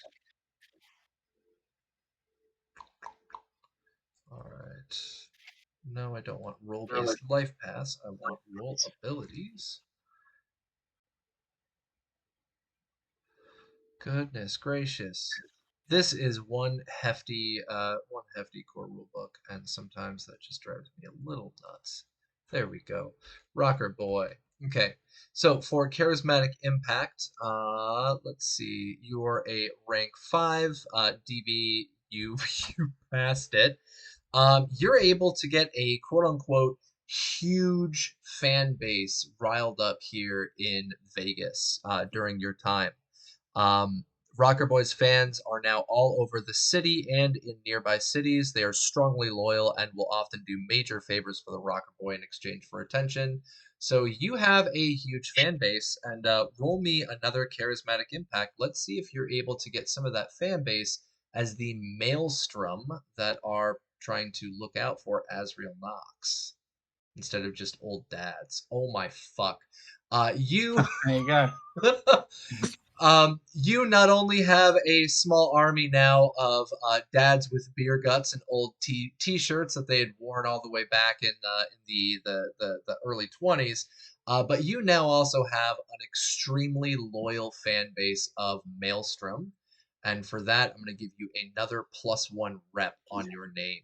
You are gaining a shitload of attention, and what I would like you to do right now is please roll me a D1000.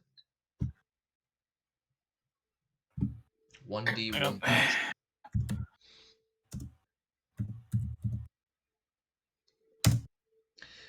You have 739 fans that are now going to be attending your performance live. Nice. Okay, so mission successful, I think. Yes. Yeah. Hey. Right, that's me. I think that was some of the best rolls I've ever seen on Charismatic Impact. That was nuts. So, congrats. Yeah. All right, so we've got our Rocker Boy all done. What is our Nomad doing? T-Bar, what is your choice on this? Are you going to try rolling through your Nomad, or do you want to just be getting a flat rate from working over at your new job? I just assumed I'd be working the regular job part. All right. So what I'd like you to do is please roll me 10d6 as well.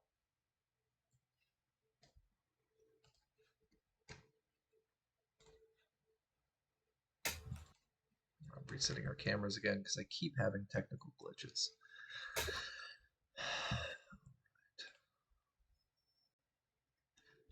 36. No. All right. So what are you getting at? And what's your roll ability for your Nomad? My moto skill is 7, I believe. Let me double check. Okay. And this is actually my mistake. I forgot we did initiative, so Calamity, you'll be up next. I'm sorry about that. So your roll ability is 6, you said? Oh, it is 6. I thought it was 7 now. Yeah, it's 6. All right. So you've got your 2 weeks here.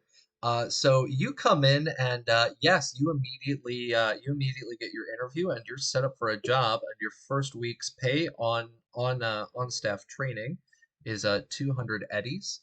The second week, you're able to actually be put out on some bodyguard work, and you're going to make 300.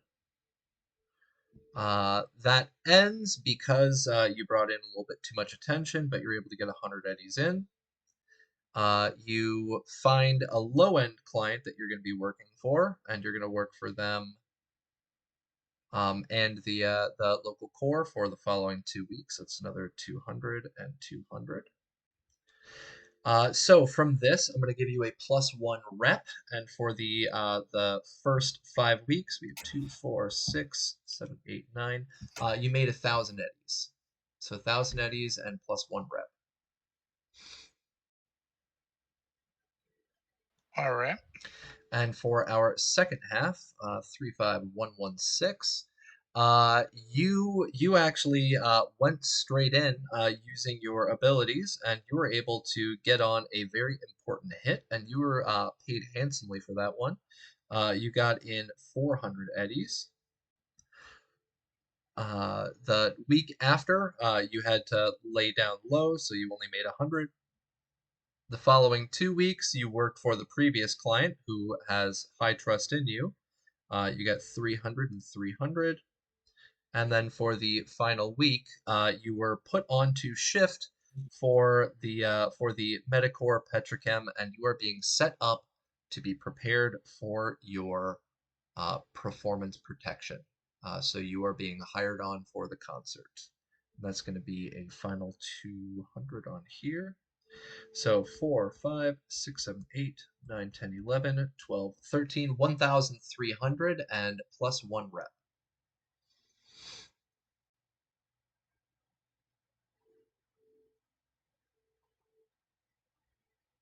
All right. Okay. So you are hired on as protection. So you'll be And able to work. during that time, is it possible that I could have been like trying to sneak around and find out information about where this Azrael Knox may be in the building or just generally about him? Yeah, go ahead and give me I believe it's deduction check.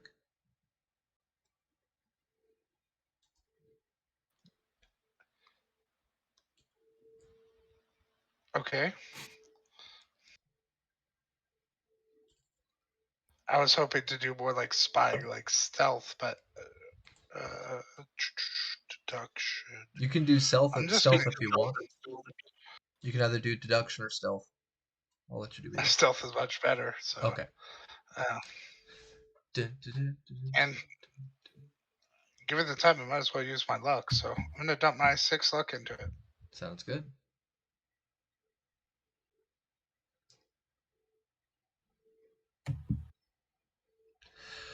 Holy shit. Yeah, you do, excuse me, you do a very good job at finding your way around the building. You are able to find out exactly where the major entrances are, the major exits, as well as the loading dock, and you are even able to figure out where the flying fuck they keep their quote unquote VIP area. And so this area is locked off to you, but you know exactly where it is in the building. And the other part was, do they have AVs there that I could steal, or do I need to use one? During this time, actually, go ahead and roll. What's your luck score? 6. All right, go ahead and roll 1d10.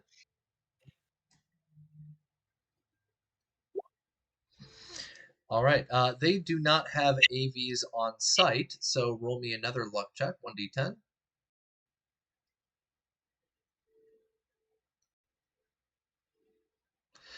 And you were unable to get clearance to bring your AV in, so you're going to have to figure something out for that. You could bring in your AV illegally, or you could try to finagle some other situation. All right. Vampire, you had a question? Yeah, I thought SCP was going to find a way for us to get the vehicle in airspace. Yeah, so that's going to be through the SCP situation. It's not legal, but he'll be able to get the AV into the city.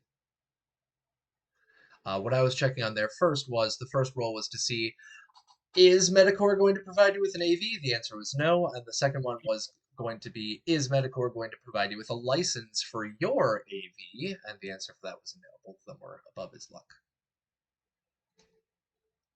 Unless somebody in our chat right now wants to drop in a luck on there, or not luck, whatchamacallit, positive plot twist. Somebody drops that in before the end of the session, then I'll say yes, you can have your AV legalized inside the city. That being said, let's jump over to Calamity. You are up next for our initiative. What do you want to be doing for those 10 weeks? And so I didn't want it to look conspicuous as far as T-Bar and I getting employed at the same time. So I'm going to stagger it Okay. by a few weeks. In that time, I'm going to go and visit that Maelstrom Ripper dock. Okay. And see about getting a pop-up weapon installed. Ooh. All right. Yeah. So you're able to meet up with Doc, and anybody who's listening that has previously been in my campaign back here in Taiwan, they know that Doc is she is literally just sweet-hearted lady. She is Filipino, and her partner is also a female, and her partner is a heavy-duty tech who specializes in Maelstrom modifications and stuff like that. So the Borgware, as it's called. But you're able to get in contact with both of them, and if you want to get a pop-up launcher installed, that is 100% doable. It's gonna be a pop-up submachine gun Pop-up submachine gun, all right. with a shotgun under barrel. Oh shit! What? A submachine gun with a shotgun? Is that?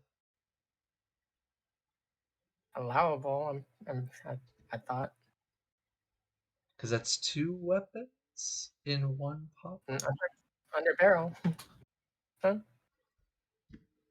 Oh, we can figure it out later. Yeah, we can figure that one out later. Because do submachine guns allow underbarrels? Because if not, I was going to say I would 100% allow you to make a tech roll, modify it yourself. Yeah, we can probably figure it out. Yeah, we can probably go that route. Okay. So yeah, you're able to go on in, and let's find out for our stuff on here. How much does it cost for a whatchamacallit, pop-up submachine gun? So we're in our core rulebook, internal cyberware, external cyberware. Then we have cyber limbs. There we go. So for our cyber limbs, pop-up ranged weapon, you want to do an SMG, and that's going to be 2d6 humanity loss. Do you want to take the 7, or do you want to roll 2d6? I'll take the 7. All right, so 7 humanity loss, and it requires a cyber arm with 2 option slots. Do you already have a cyber arm? Both arms are cyber. Okay, do you have 2 open option slots? I believe so.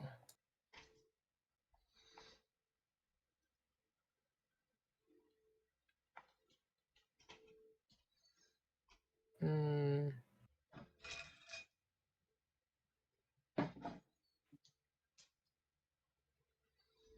A normal cyber arm has how many? I forget. 4. Because I have the grapple hand, huh? 4 option slots.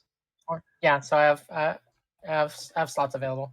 All right, grapple hand is 1 slot. Okay, cool. So yeah, so now you have 3 slots taken up. Grapple hand with your pop-up submachine gun. And that'll be installed. Do you want to pursue any therapy?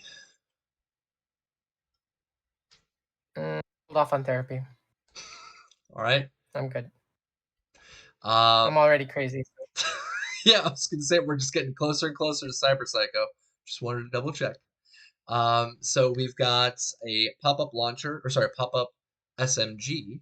And for doing a underbarrel, what I will actually have you do on there, let's jump up to our tech roll ability.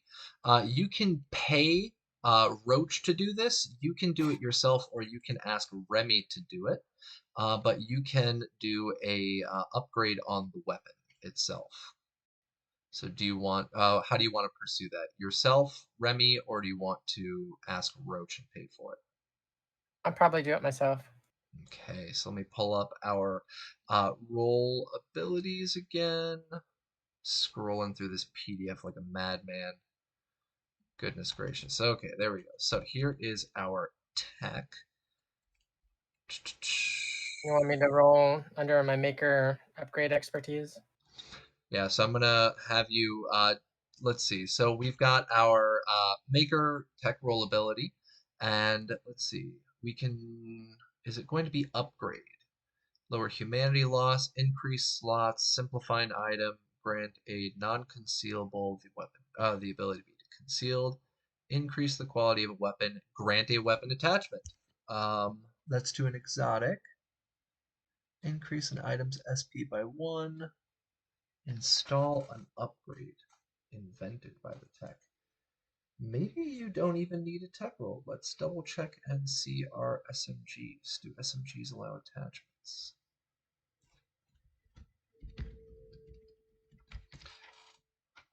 All right, underbarrel, shotgun underbarrel, 500 expensive. So let's pull that up.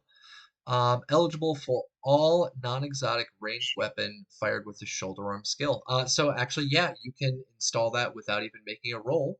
It's just going to be 500 eddies. Submachine guns are fired with handgun, not a shoulder arm. Oh, good point. All right. Then yeah, I'll have you use your tech roll. This is going to be, it's 500. So if it's 500 eddies, that's going to be on expensive. So let's look for our tech again. And Sorry, we're going. guys. Oh, no worries.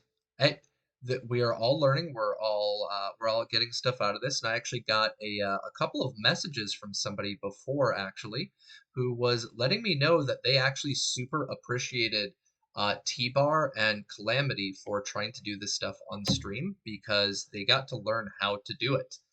There aren't many streams that do it actively on stream, so they actually gave me a big thank you. So don't worry about it. So on here, how can we do this? Let's just do an upgrade. And for the upgrade, it's expensive, so the DV is going to be 21 and it's going to take you a week. And if you succeed on this, then you've got a shotgun underbarrel for your SMG pop-up. Okay. I want to. Can I throw my luck into this? You can 100% can. Okay. So +3 luck. Okay. Do we have any +2s?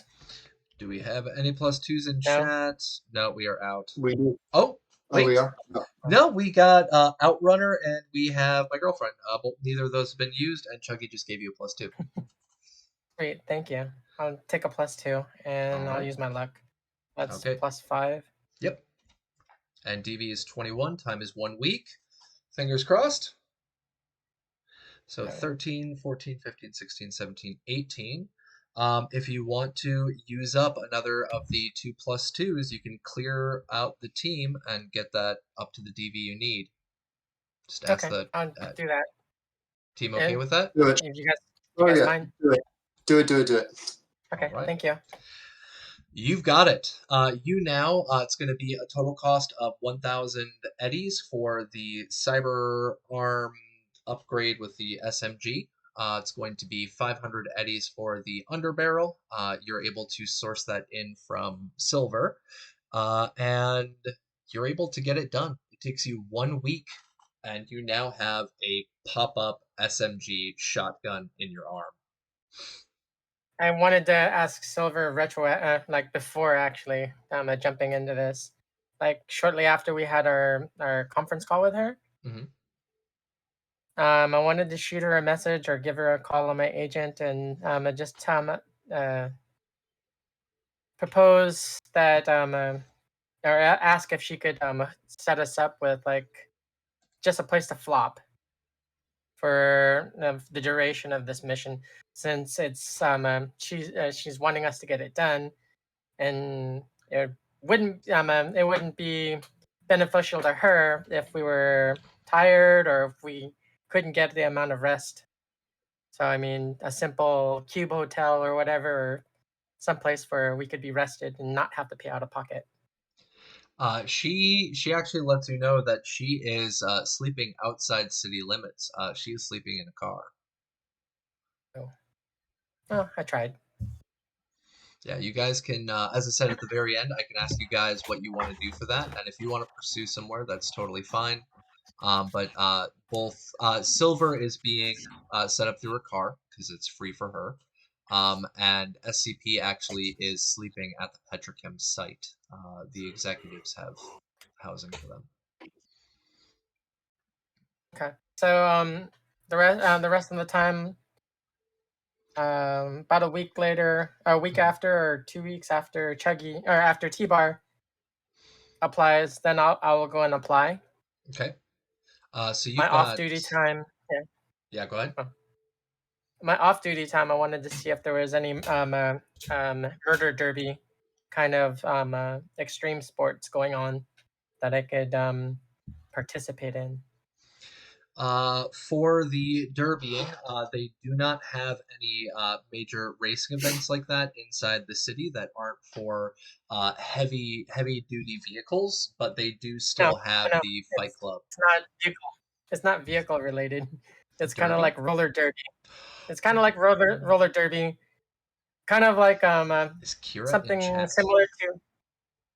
similar to a Battle Angel Alita, where they have their murder ball, murder Yes, derby. there is a roller. What did we call it, Vampire?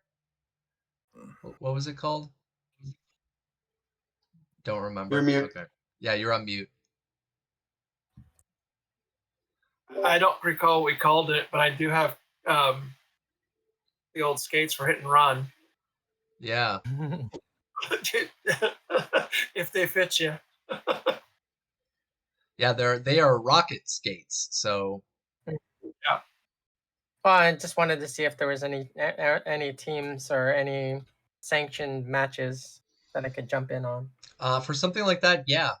If you wanted to try and get involved with those, that would be perfectly fine.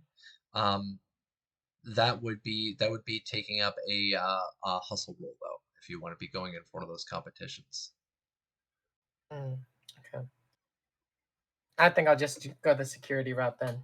Okay. I can look for weaknesses in their security where I could conveniently leave doors open or map out an escape route. Okay. For once we grab Azrael. All right. So for yours, go ahead and roll me 8d6, please. Coming right up.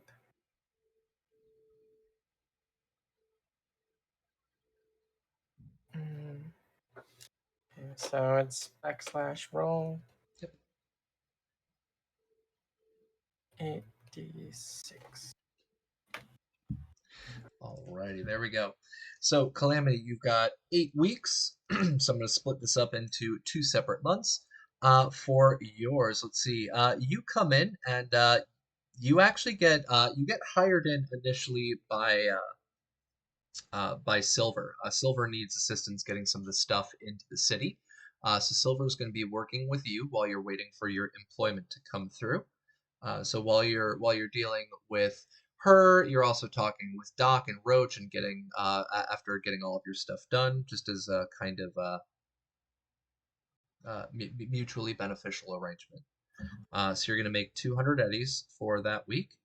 The next week on, you are successfully hired in, and you actually are put with a team with T-Bar, and the two of you deal with that large hit, the one where he actually had to take a couple of weeks off afterwards. But you're in that hit with him, and so for that one, you've got 300 eddies. The following week, you also have to lay low, but you are able to get together about $100. Let's see, and then you're put back on under a different client who is working for Petrochem, and you're able to make 200 eddies that week. So for your first month, you work for Silver, and then you get employed through Medicorp. And you make a grand total of 5, 6, 7, 800 eddies. And you receive +1 rep for the big hit.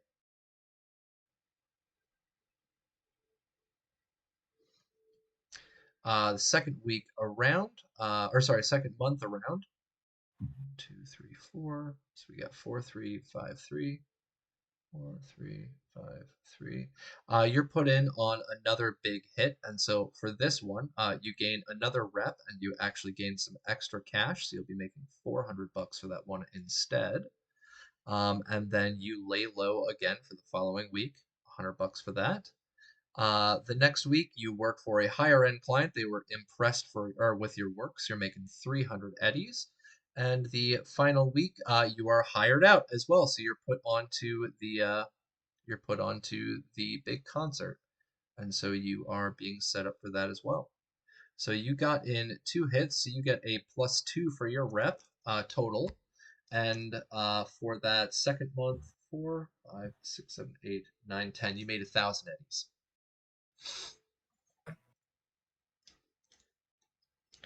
So you've got what, 1,800 eddies total and +2 rep, and you're hired in for the concert.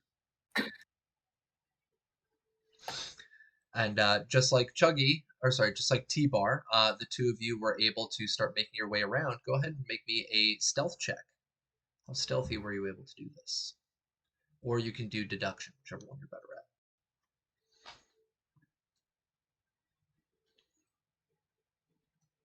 All right. You are also able to get successfully around the compound. You find the doors that you're able to leave locked versus unlocked. You know that over the course of the last 2 months, you've got Jack building up this huge following. So you know there's going to be a lot of people coming in the eventuality of the place getting stormed. And so you know exactly where they can start coming in through. And you also find this VIP area that neither of you have access map to. out an escape route. Yep. So with that, again, you've got access. You know where the entrances, the exits are, and you know the ways in and out of the building. Vampire, you have another question? So neither of them have access to the actual place where Knox is being held, Neither of them have gotten access. but they know where it is. Yes. Okay. Do they know if it's an electronic lock or a physical lock? That is a really good question. Let's find that out with a quick roll. It is a physical lock. So it seems as if this is kind of like a vaultish door kind of situation. Definitely not Ocean's 45 going on here.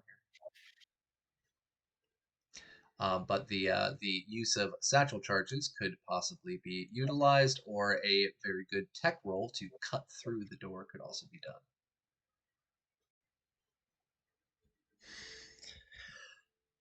All right. Is that it for you, Calamity? You all set? That's it. That's it. All right. Domino, you are next up on our order. What were you doing for those 2.5 months? So, just quick review. Domino's whole family disappeared without a trace, and he was taken in by the Nomad. And he was taken in by the Nomad.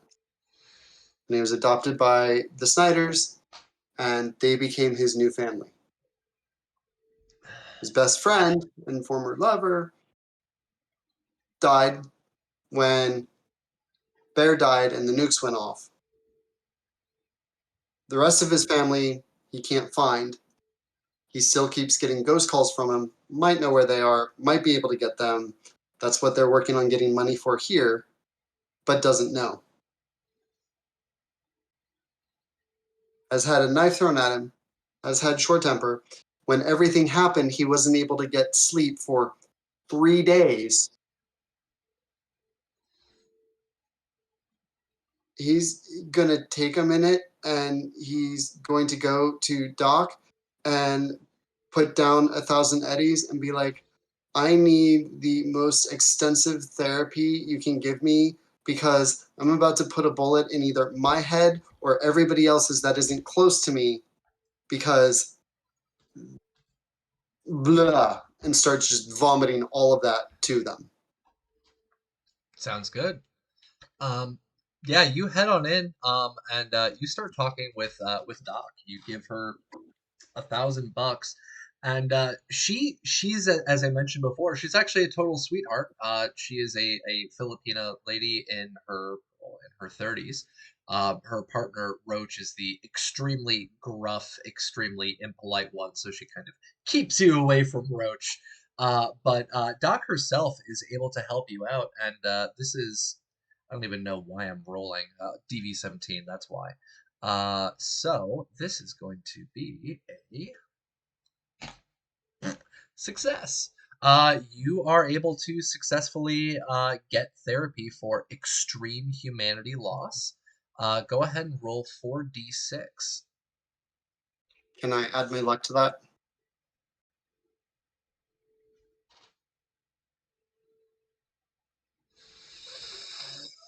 YOLO, why not? Okay. I'm just gonna add 2 of it just in case we have other stuff happen in the session. I don't want to risk it, but I'll throw +2 in this. Okay. So You get 19 humanity back. It's actually excellent. pretty damn good. Only 1 6 or only 1 on there, but you've got 2 6s. It's really damn good. That will make a lot of my humanity skills better too, Yes. or empathy-based skills. Yes. But yeah. Okay, cool. So after that, I'm feeling a little bit better, but I still want to take it easy. I kind of want to get back to the roots of who I am, and so I'll spend the next 9 weeks just doing nomad runs, Okay. getting reaffiliated, and using that to also really map out and make sure that I know all the ins and outs of Las Vegas, so that whether we win the car or we steal the car, I will know every which way to take this car to get out safely. All right. I will have you do the rolls for your nomad first, and then we'll see how good you are at memorizing the roads. What is your rollability rank? 6. Okay. Go ahead and roll me 9d6. All right. So the very first week, you actually you get signed on to make a legit shipment. That legit shipment, surprisingly enough, is you got hired on at Bloaty's Pizza Hog, and you were hired on for the week as a pizza delivery driver. And so you are now extremely familiar with both the smell and the tactile feeling of these flimsy boxes. So you make 200 eddies, and you now have a Bloaty's Pizza Hog badge. So 200 eddies and a employee badge for Bloaty's Pizza Hog. The second week, you were hired on because you were so excellent at doing this work for delivering these delicious pizzas. You actually were brought in as requested by Bloaty's to protect an incoming train shipment of some unknown large vat cars. They don't tell you what's on the cars, but you're hired in to protect them. And you're hired on to do that. It is a 3-week shipment. You are actually brought all the way north up towards Canada and follow for 3 weeks the full route of these Bloaty's Pizza Hog Heisenberg sauce shipments, all the way from the Petrochem locations up in Canada, all the way down to Arizona.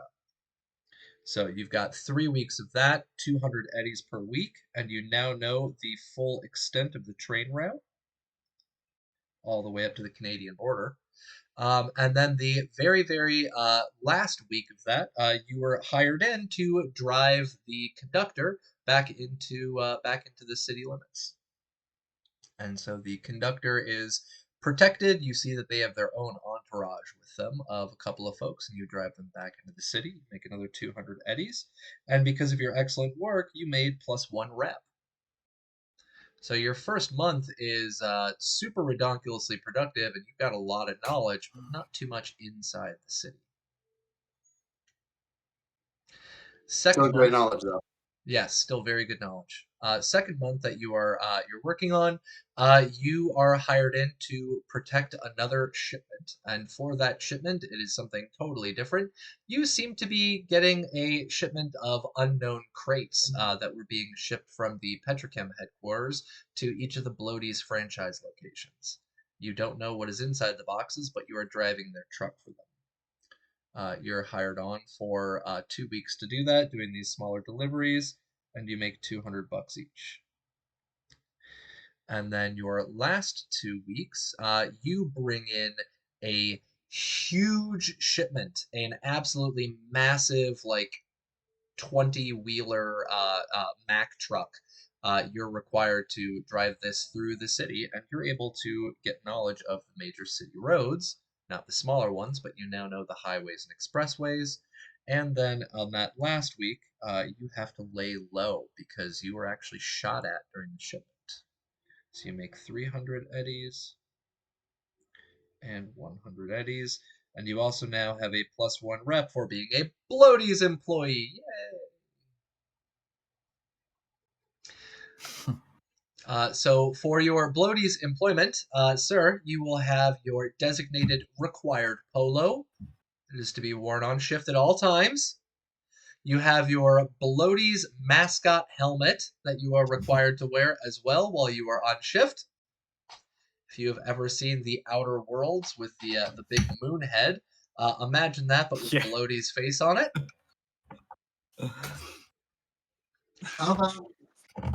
That works too. Love it. So you are now a designated Bloaties employee, and you have your Bloaties ID card. You know the major routes that they take, and you know the entire extent of the train route all the way from Arizona to Canada. Awesome. Love the horse head, and you get +2. Welcome to Bloaties. Welcome to Bloaties Pizza Hog, the best Bloaties Pizza Hog. All right.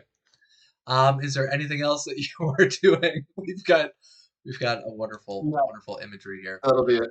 All right. So how much? So 2 rep and how much total monies? Yes, I was about to count that up for you. So we have 2, 4, 6, 8, 10, 12, 14, 15, 16, 17, 18, 1,800 eddies and 2 rep. Okay. And your required outfit.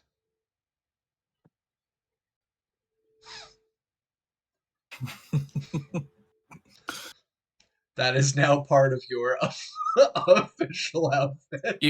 You've got to be wearing the full employee outfit when you win the car. Just be like, I won!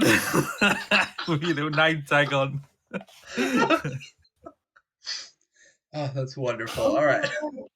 Yeah! Nay!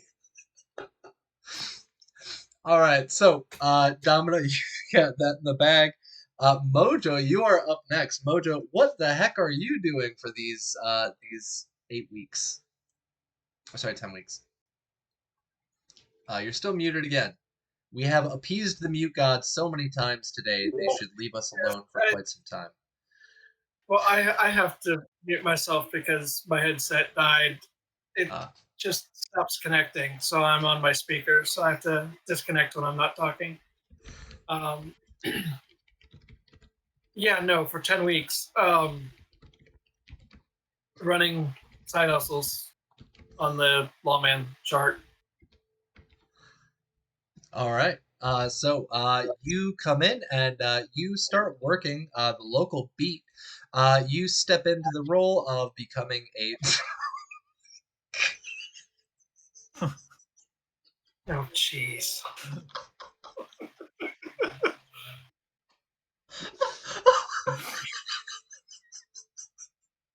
Oh, Lord. You've officially broken the DM for today. God damn. The new Domino's logo. A big rainbow horse head with gigantic Rides like that. It's not just a horse; it's a unicorn. It's a unicorn. Oh my god, I didn't see the horn. You have made Apollonius so proud. I think the people listening to the stream have now been hearing me laugh so hard that they're checking to see what the hell's going on. Make sure we're not dying. All right. Mojo, go ahead and roll me 10d6, please.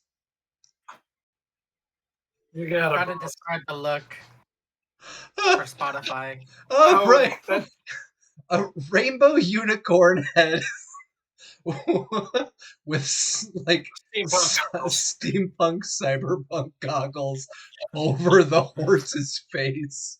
Oh my god. Okay. Welcome to Bloaters. Welcome to Bloaters. I'm just picturing Domino rolling up in the escape car, like right next to the float, and he pops out of the escape car, and all the crazy people are scrabbling along the ground for the sauce, and they see that, and that might make them reconsider. They look down at the sauce and go, "Hold on a minute, I'm seeing shit." Seeing rainbow unicorns. Yeah. Oh my god. Okay. Sorry. My my abdomen is now sore. Mojo, what's your rank? Rollability rank? 5. 5. All right. So, 5, 6, 4, 5, 5. All right. So, you're able to you're able to get in with the. Do you want to get in with a local police force? Do you want to get in with a local security force hired by Petrochem? Probably security, since I'm going to be working the float with Jack. That's the final week is. Did he just put a Pikachu on?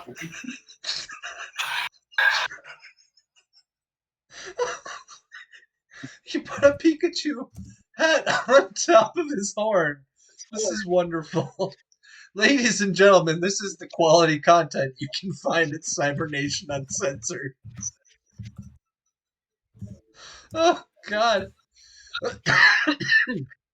Oh, my God. Okay, so you're going to work for local security forces.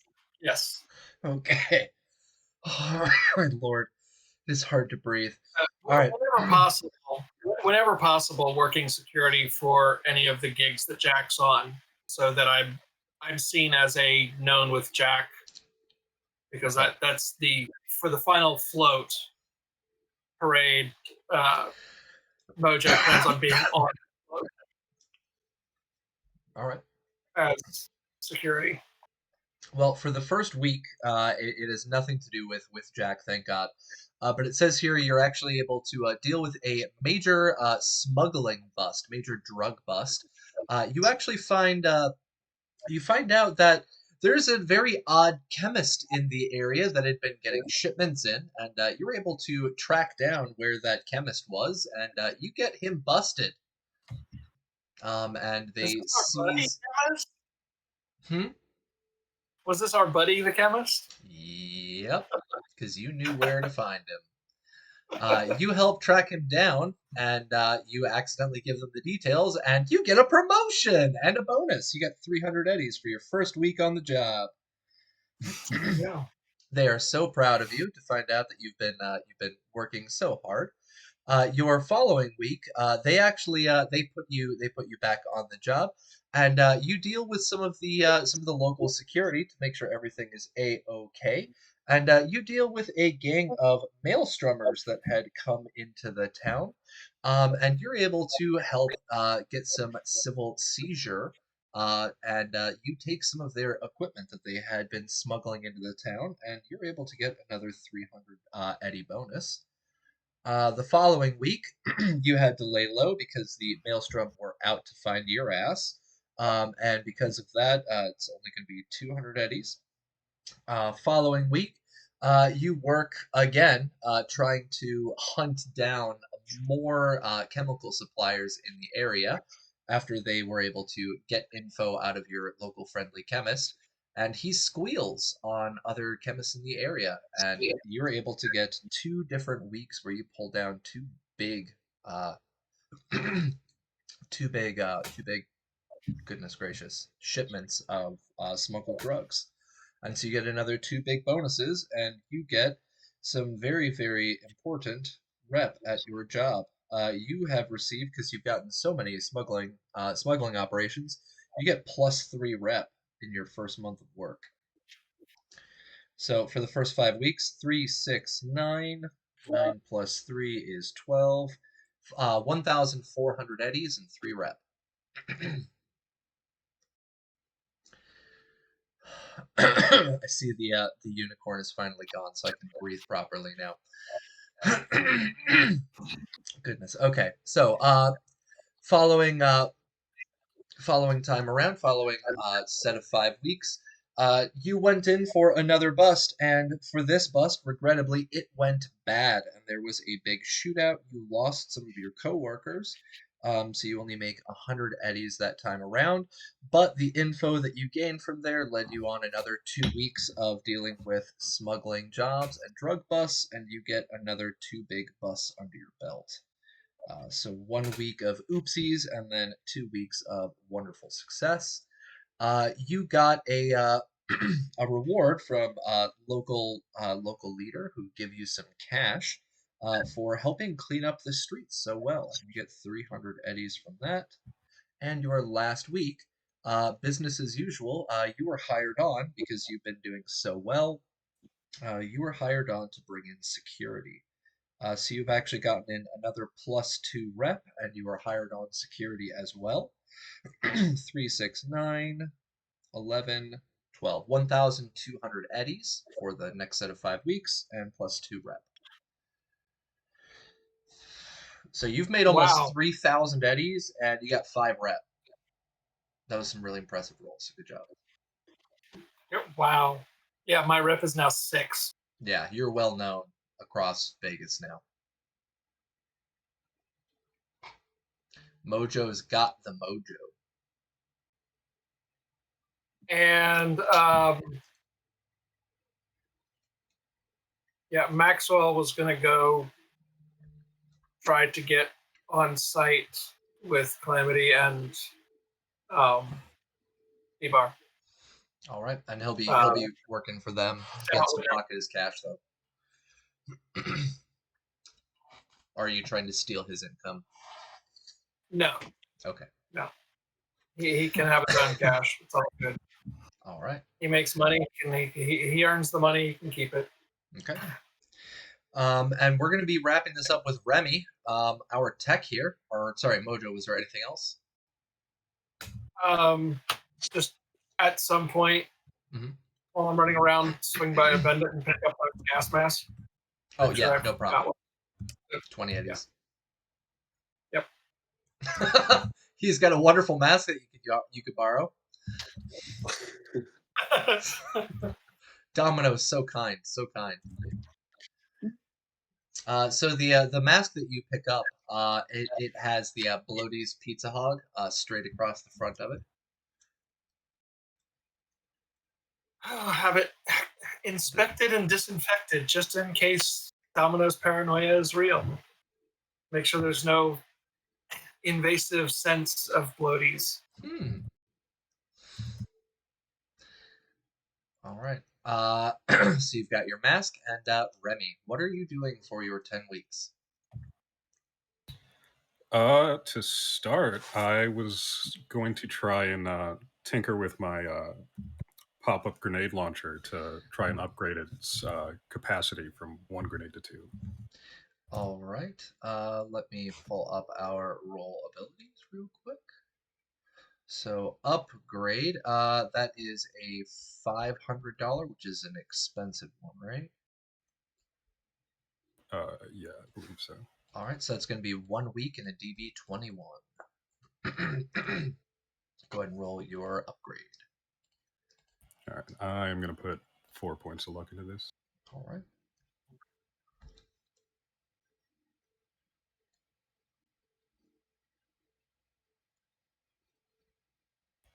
And is that Cybertech?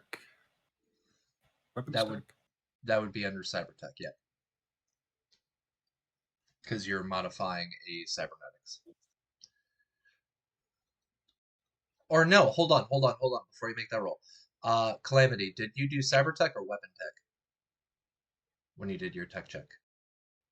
Cybertech. Okay, so yeah, Cybertech. Thank you. Fuck. Yeah. You're able to upgrade it. And hold on 1 second. Go ahead and do me a favor. Make another roll. Same roll.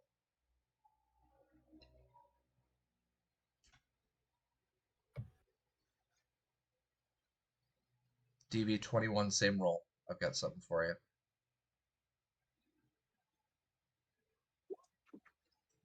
All right. You're able to upgrade it not only to a +1 capacity, it is now a +4 capacity. So your grenade launcher now has a total of 4 grenades that it can fire out. Awesome. Yep, so you've got your own little internal magazine itself that you can reload with 4 grenades. Cool. So then I think I'll spend the next week sourcing parts to make a few grenades to throw in that bad boy. All right. Grenades are going to be DV 13 fabrication.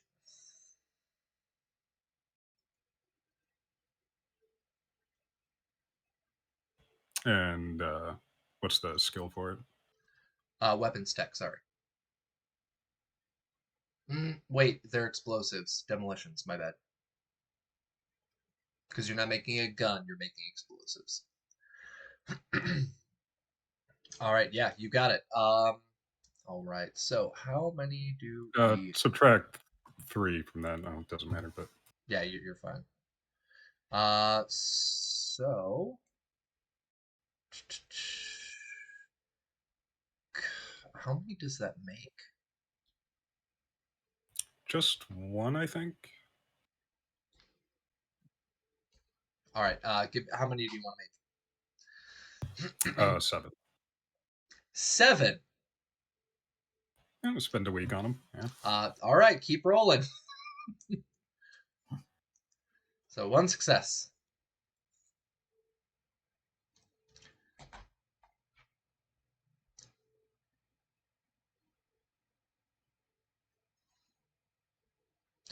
All right, so we got a 22, we got a 25. That's another success. Roll again. 18, that's still a success. Roll again. 19, success. Roll again. 26, definite success. Roll again. 23, definite success. Roll again. And 24, definite success. All right, so you've got 7 grenades. You've got a grenade launcher with a capacity of 4 rounds with its own internal magazine. And you've spent 2 weeks doing this. Sweet. Yeah, and then I think I'll just do some side hustles for the remaining 8. All right, go ahead and roll me 8d6. And we'll be wrapping up our stream with this right now. All right, a 31. All right, so tech hustle. So what is your rollability rank? 7. All right. So first week, you're holy shit. You worked on setting up some cybersecurity for local Bloaty's Pizza Hog with the assisted connection of Domino. He asked you to come into his job, and he saw there were some issues there, and you installed some security for them, and you made 300 eddies. Your next week, they absolutely loved your work, and so they hired you on for another location. You installed security again, so you're going to get +1 rep from there. Let's see. We've got a 2. You were able to use some of the scavenged tech from combat zones. So you made 200 eddies, and I will actually allow you to add another grenade to your inventory. So you can go ahead and add that one in. 4, you did some modifications and repairs on some cybertech. So after Calamity had gotten all of her stuff ready and all of that jazz, you heard about Doc, you headed over there, and you offered a hand over at the shop with Roach. So you now are familiar with Roach, and you have Roach's contact info, and Roach pays you 200 eddies for assisting with maintenance. So for your first month, 3, 6, 7, 8, 9, 10, you make 1,000 eddies. You have 1 grenade. You have Roach's contact info, and you got +1 for your rep.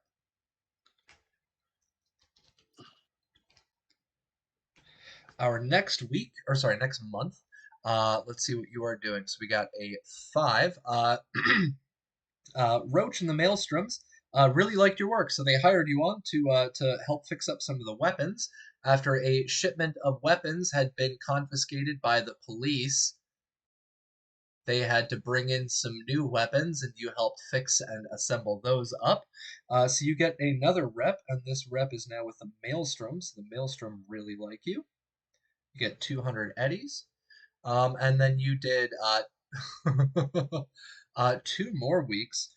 You were hired in with Petrochem, and you were requested to do some repairs for their security system, and you actually sabotaged something inside of their facility.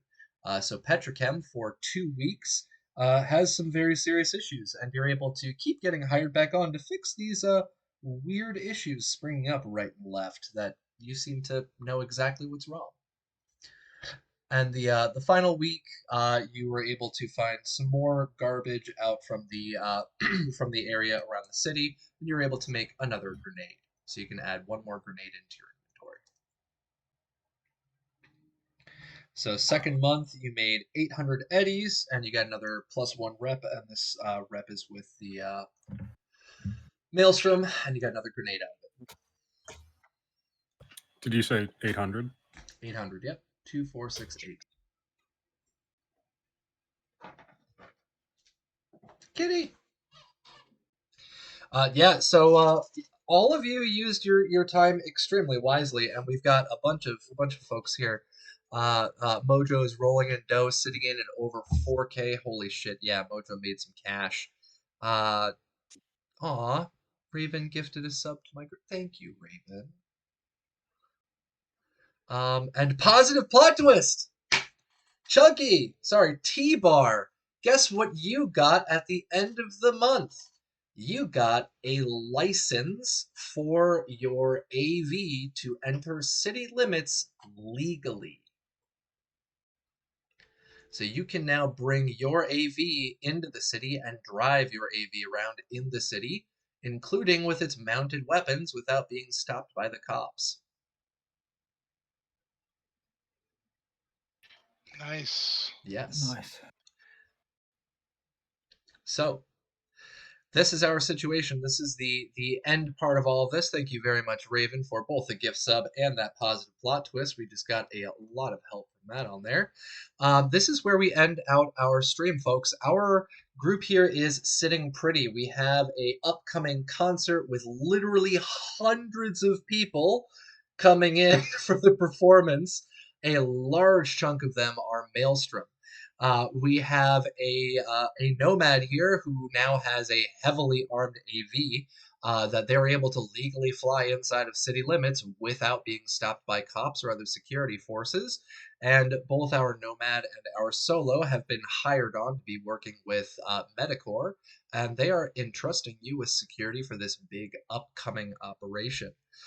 We have a tech here that's now been hired on with a short Petrochem contract of 2 weeks, and they have made themselves very ingratiated to both Belodi's Pizza Huts as well as the local Maelstrom, who have actually been starting to come in larger numbers from out of town as well. So you can see people coming in from Texas, Arizona, California. They're coming in from everywhere right now because they are looking forward to this performance. We've got a cop that's been ingratiating themselves with the local police force / security forces, and has made a shitload of cash, a shitload of bus, and a lot of rep. And we have a very diligent and hardworking Bloaty's Pizza Hog employee as our final nomad here, who has not only ridden the trains and ridden with executives, but has been breathing in that wonderful scent for 2 months. Yes. So with all of our with all of our group here, because this is the way, yes. So with all of our players, that is where we are sitting. And at the very end of this whole situation, we have the concert being set up and prepared. We have the next train coming in, and one of our nomads knowing exactly the times and exactly the routes that it takes. We know exactly what's going on throughout the city as as we've had one cop literally roaming the streets for weeks. We've got an AV pilot who has clearance to fly inside of city limits, a rocker boy who has been given the A-OK to put on a huge-ass performance, and a tech that now knows the inner workings of Petrochem Security, the folks that own the Red Casino, the Ruby Rose Casino. So, we will be ending off there, everybody. I'm going to have our players here give their sign off for today's session. And when we come back in, we are going to start seeing our fireworks come into play. So we're going to start in reverse order. Go ahead for me, Violent Neon. Hey, this is Violent Neon, your friendly neighborhood rainbow unicorn who works for Bloaty's Pizza Hog. And you can find me here every Saturday delivering pizzas and running things over as necessary. And when not there, you can find me on Cybernation Uncensored's Discord as Violent Neon. Thank you very much, Violent Neon. And do me a favor, roll out 1D100. Oh, God.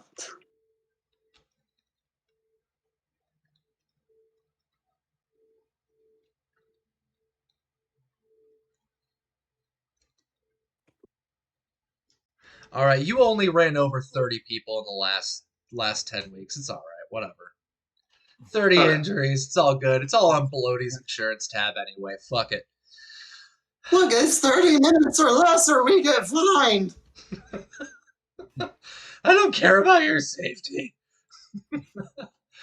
All right, Vampire. I'm Vampire Bites. I've been playing the Nomad Lawman Mojo, and you can find me here every Saturday night doing the same. All righty, thank you. Johnny. I'm Johnny Drop over on the Cybernation Uncensored Discord. You can find me here every Friday for Fallout and every Saturday for Cyberpunk Red.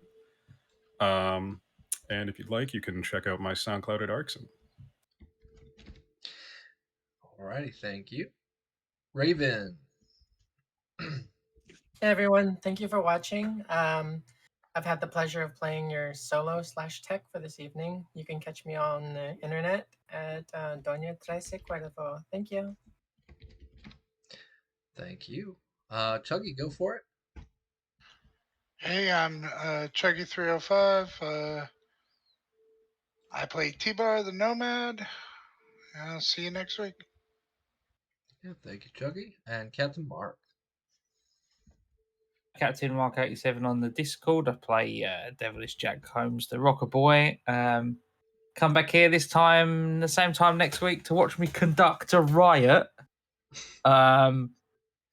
Friday for Fallout. And catch me over at twitch.tv/Heroes in Theory on Sunday night for an ongoing D&D stream where I play a magical con man. And if you skip on over there when we're finished here, Ellen, who usually plays Cyberpunk on this channel, she's in Rob's game and she's in the Fallout game, is over at Heroes in Theory in an all-barred one-shot I can't hear it, but I just pulled it up on the other screen, and she has a massive red wig on and a full-on Harlequin outfit of some kind. So Oh. I'm gonna watch that after this. Go check that out. All right, I'm gonna see if we can do a raid on here. I'm not sure if I have raid capabilities or not, but maybe we can go in and give them a friendly old raid. And then wrapping me up so that we can get over to that raid. I am GM Capricious Nature. Today's music has been provided to us by Helix Code, Base Ape Records. Supplements can all be found on CybernationUncensored.com. You can check out my links over at Linktree, and you can find the map maker for today over at patreon.com/solutionmaps. I'm going to see if I can do a raid command. Huh? Where is raid? I don't have access to raids. Rob, we need to raid Heroes in Theory. It won't let me.